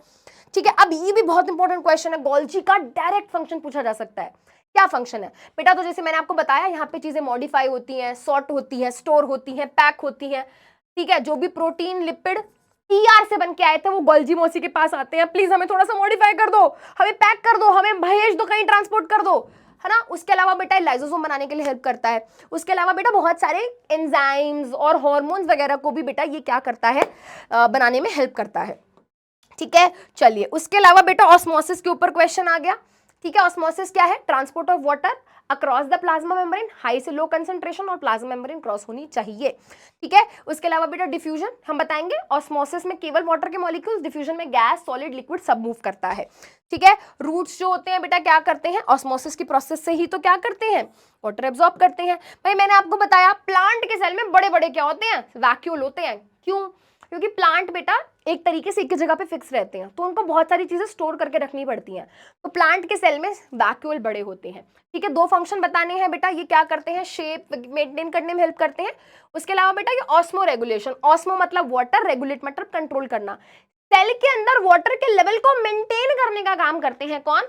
हमारे वैक्यूल्स। ठीक है, कुछ इस तरीके के लॉन्ग आंसर टाइप क्वेश्चंस भी आ सकते हैं बेटा, जैसे कि न्यूक्लियस के ऊपर एक बहुत इंपॉर्टेंट क्वेश्चन बनता है, आपको स्ट्रक्चर बताना है, आपको फंक्शन बताना है न्यूक्लियस का, और जरूर अगर ऐसा क्वेश्चन आएगा तो आपको क्या करना है? आपको डायग्राम बनाना है। स्ट्रक्चर बता दिया कि दो मेम्ब्रेन होती हैं, मेम्ब्रेन में पोर्स होते हैं, यहाँ पर न्यूक्लियोप्लाज्म जेली लाइक सब्सटेंस है, यहाँ पर क्रोमैटिन होता है डीएनए की फॉर्म में, और न्यूक्लियोलस होता है। न्यूक्लियस के अंदर एक गोल स्ट्रक्चर होता है न्यूक्लियोलस, वहां पे राइबोसोम बनते हैं। ठीक है, उसके अलावा बेटा फंक्शन बता दिए कि भाई सेल की सारी एक्टिविटी, सेल की ग्रोथ, सेल का रिप्रोडक्शन, सेल का डिवीजन सब ये करता है। यहाँ पर डीएनए होता है, डीएनए आगे इनहेरिट होता है, मतलब आगे आगे ट्रांसफर होता है। तो इस तरीके से हम यहाँ पे सारी चीजें बताएंगे, और आप सभी बच्चों के लिए प्लांट सेल एनिमल सेल का डिफरेंस बेटा इंपॉर्टेंट है, पेपर में आएगा, प्लीज अच्छे से करके जाना, डायग्राम इज इंपॉर्टेंट। एंड आप सभी बच्चों के लिए एक होमवर्क क्वेश्चन है, दिस इज योर होमवर्क। ठीक है, ये आप मुझे बताएंगे ट्रांसपोर्टिंग चैनल किसको बोलते हैं, पावर हाउस किसको बोलते हैं, पैकेजिंग कहाँ पे हो रही है, डाइजेस्टिव बैग क्या है। तो मुझे सभी बच्चे चैट के अंदर, कमेंट के अंदर बेटा इस क्वेश्चन का आंसर लिखकर बताएंगे, और I will be reading all the comments and I will be replying to most of the या ऑल द कमेंट्स। ठीक है बेटा, तो ये था हमारा आज का सेशन सेल के ऊपर। अब मेरी बात सुनो, आई नो बहुत सारी इंफॉर्मेशन है, एकदम से कैसे प्रोसेस कर ले मैम, है ना, टाइम लगता है, बट टाइम जब आप लगाओगे तो ट्रस्ट में बेटा आपको सब समझ आएगा। ठीक है, तो हमने अच्छे से आज टॉपिक को कवर किया, क्वेश्चंस को हमने देखा, जितने भी क्वेश्चंस बेटा मैंने आपको दिए हैं, मोस्ट ऑफ द क्वेश्चंस आपको बेटा अपने स्कूल के एग्जाम में देखने को मिल जाएंगे। तो आज के सेशन के बाद एनसीईआरटी को जरूर रीड करना है, अपने नोट्स को जरूर कंप्लीट करना है। ये वाले नोट्स आपको बेटा मिल जाएंगे कहां पर, ये आपको मिल जाएंगे बेटा नीचे दिए हुए लिंक पे, और नॉट जस्ट दिस, आपको हैंड रिटन नोट्स भी मैं आपको प्रोवाइड कर दूंगी। ठीक है, तो आज का सेशन यहीं पे करते हैं खत्म। सो आई होप आज का सेशन आपको अच्छा लगा हो तो प्यारे प्यारे सनफ्लावर बना देना। अब हम मिलेंगे नेक्स्ट क्लास में, तब तक अपना ख्याल रखिए, बाय बाय।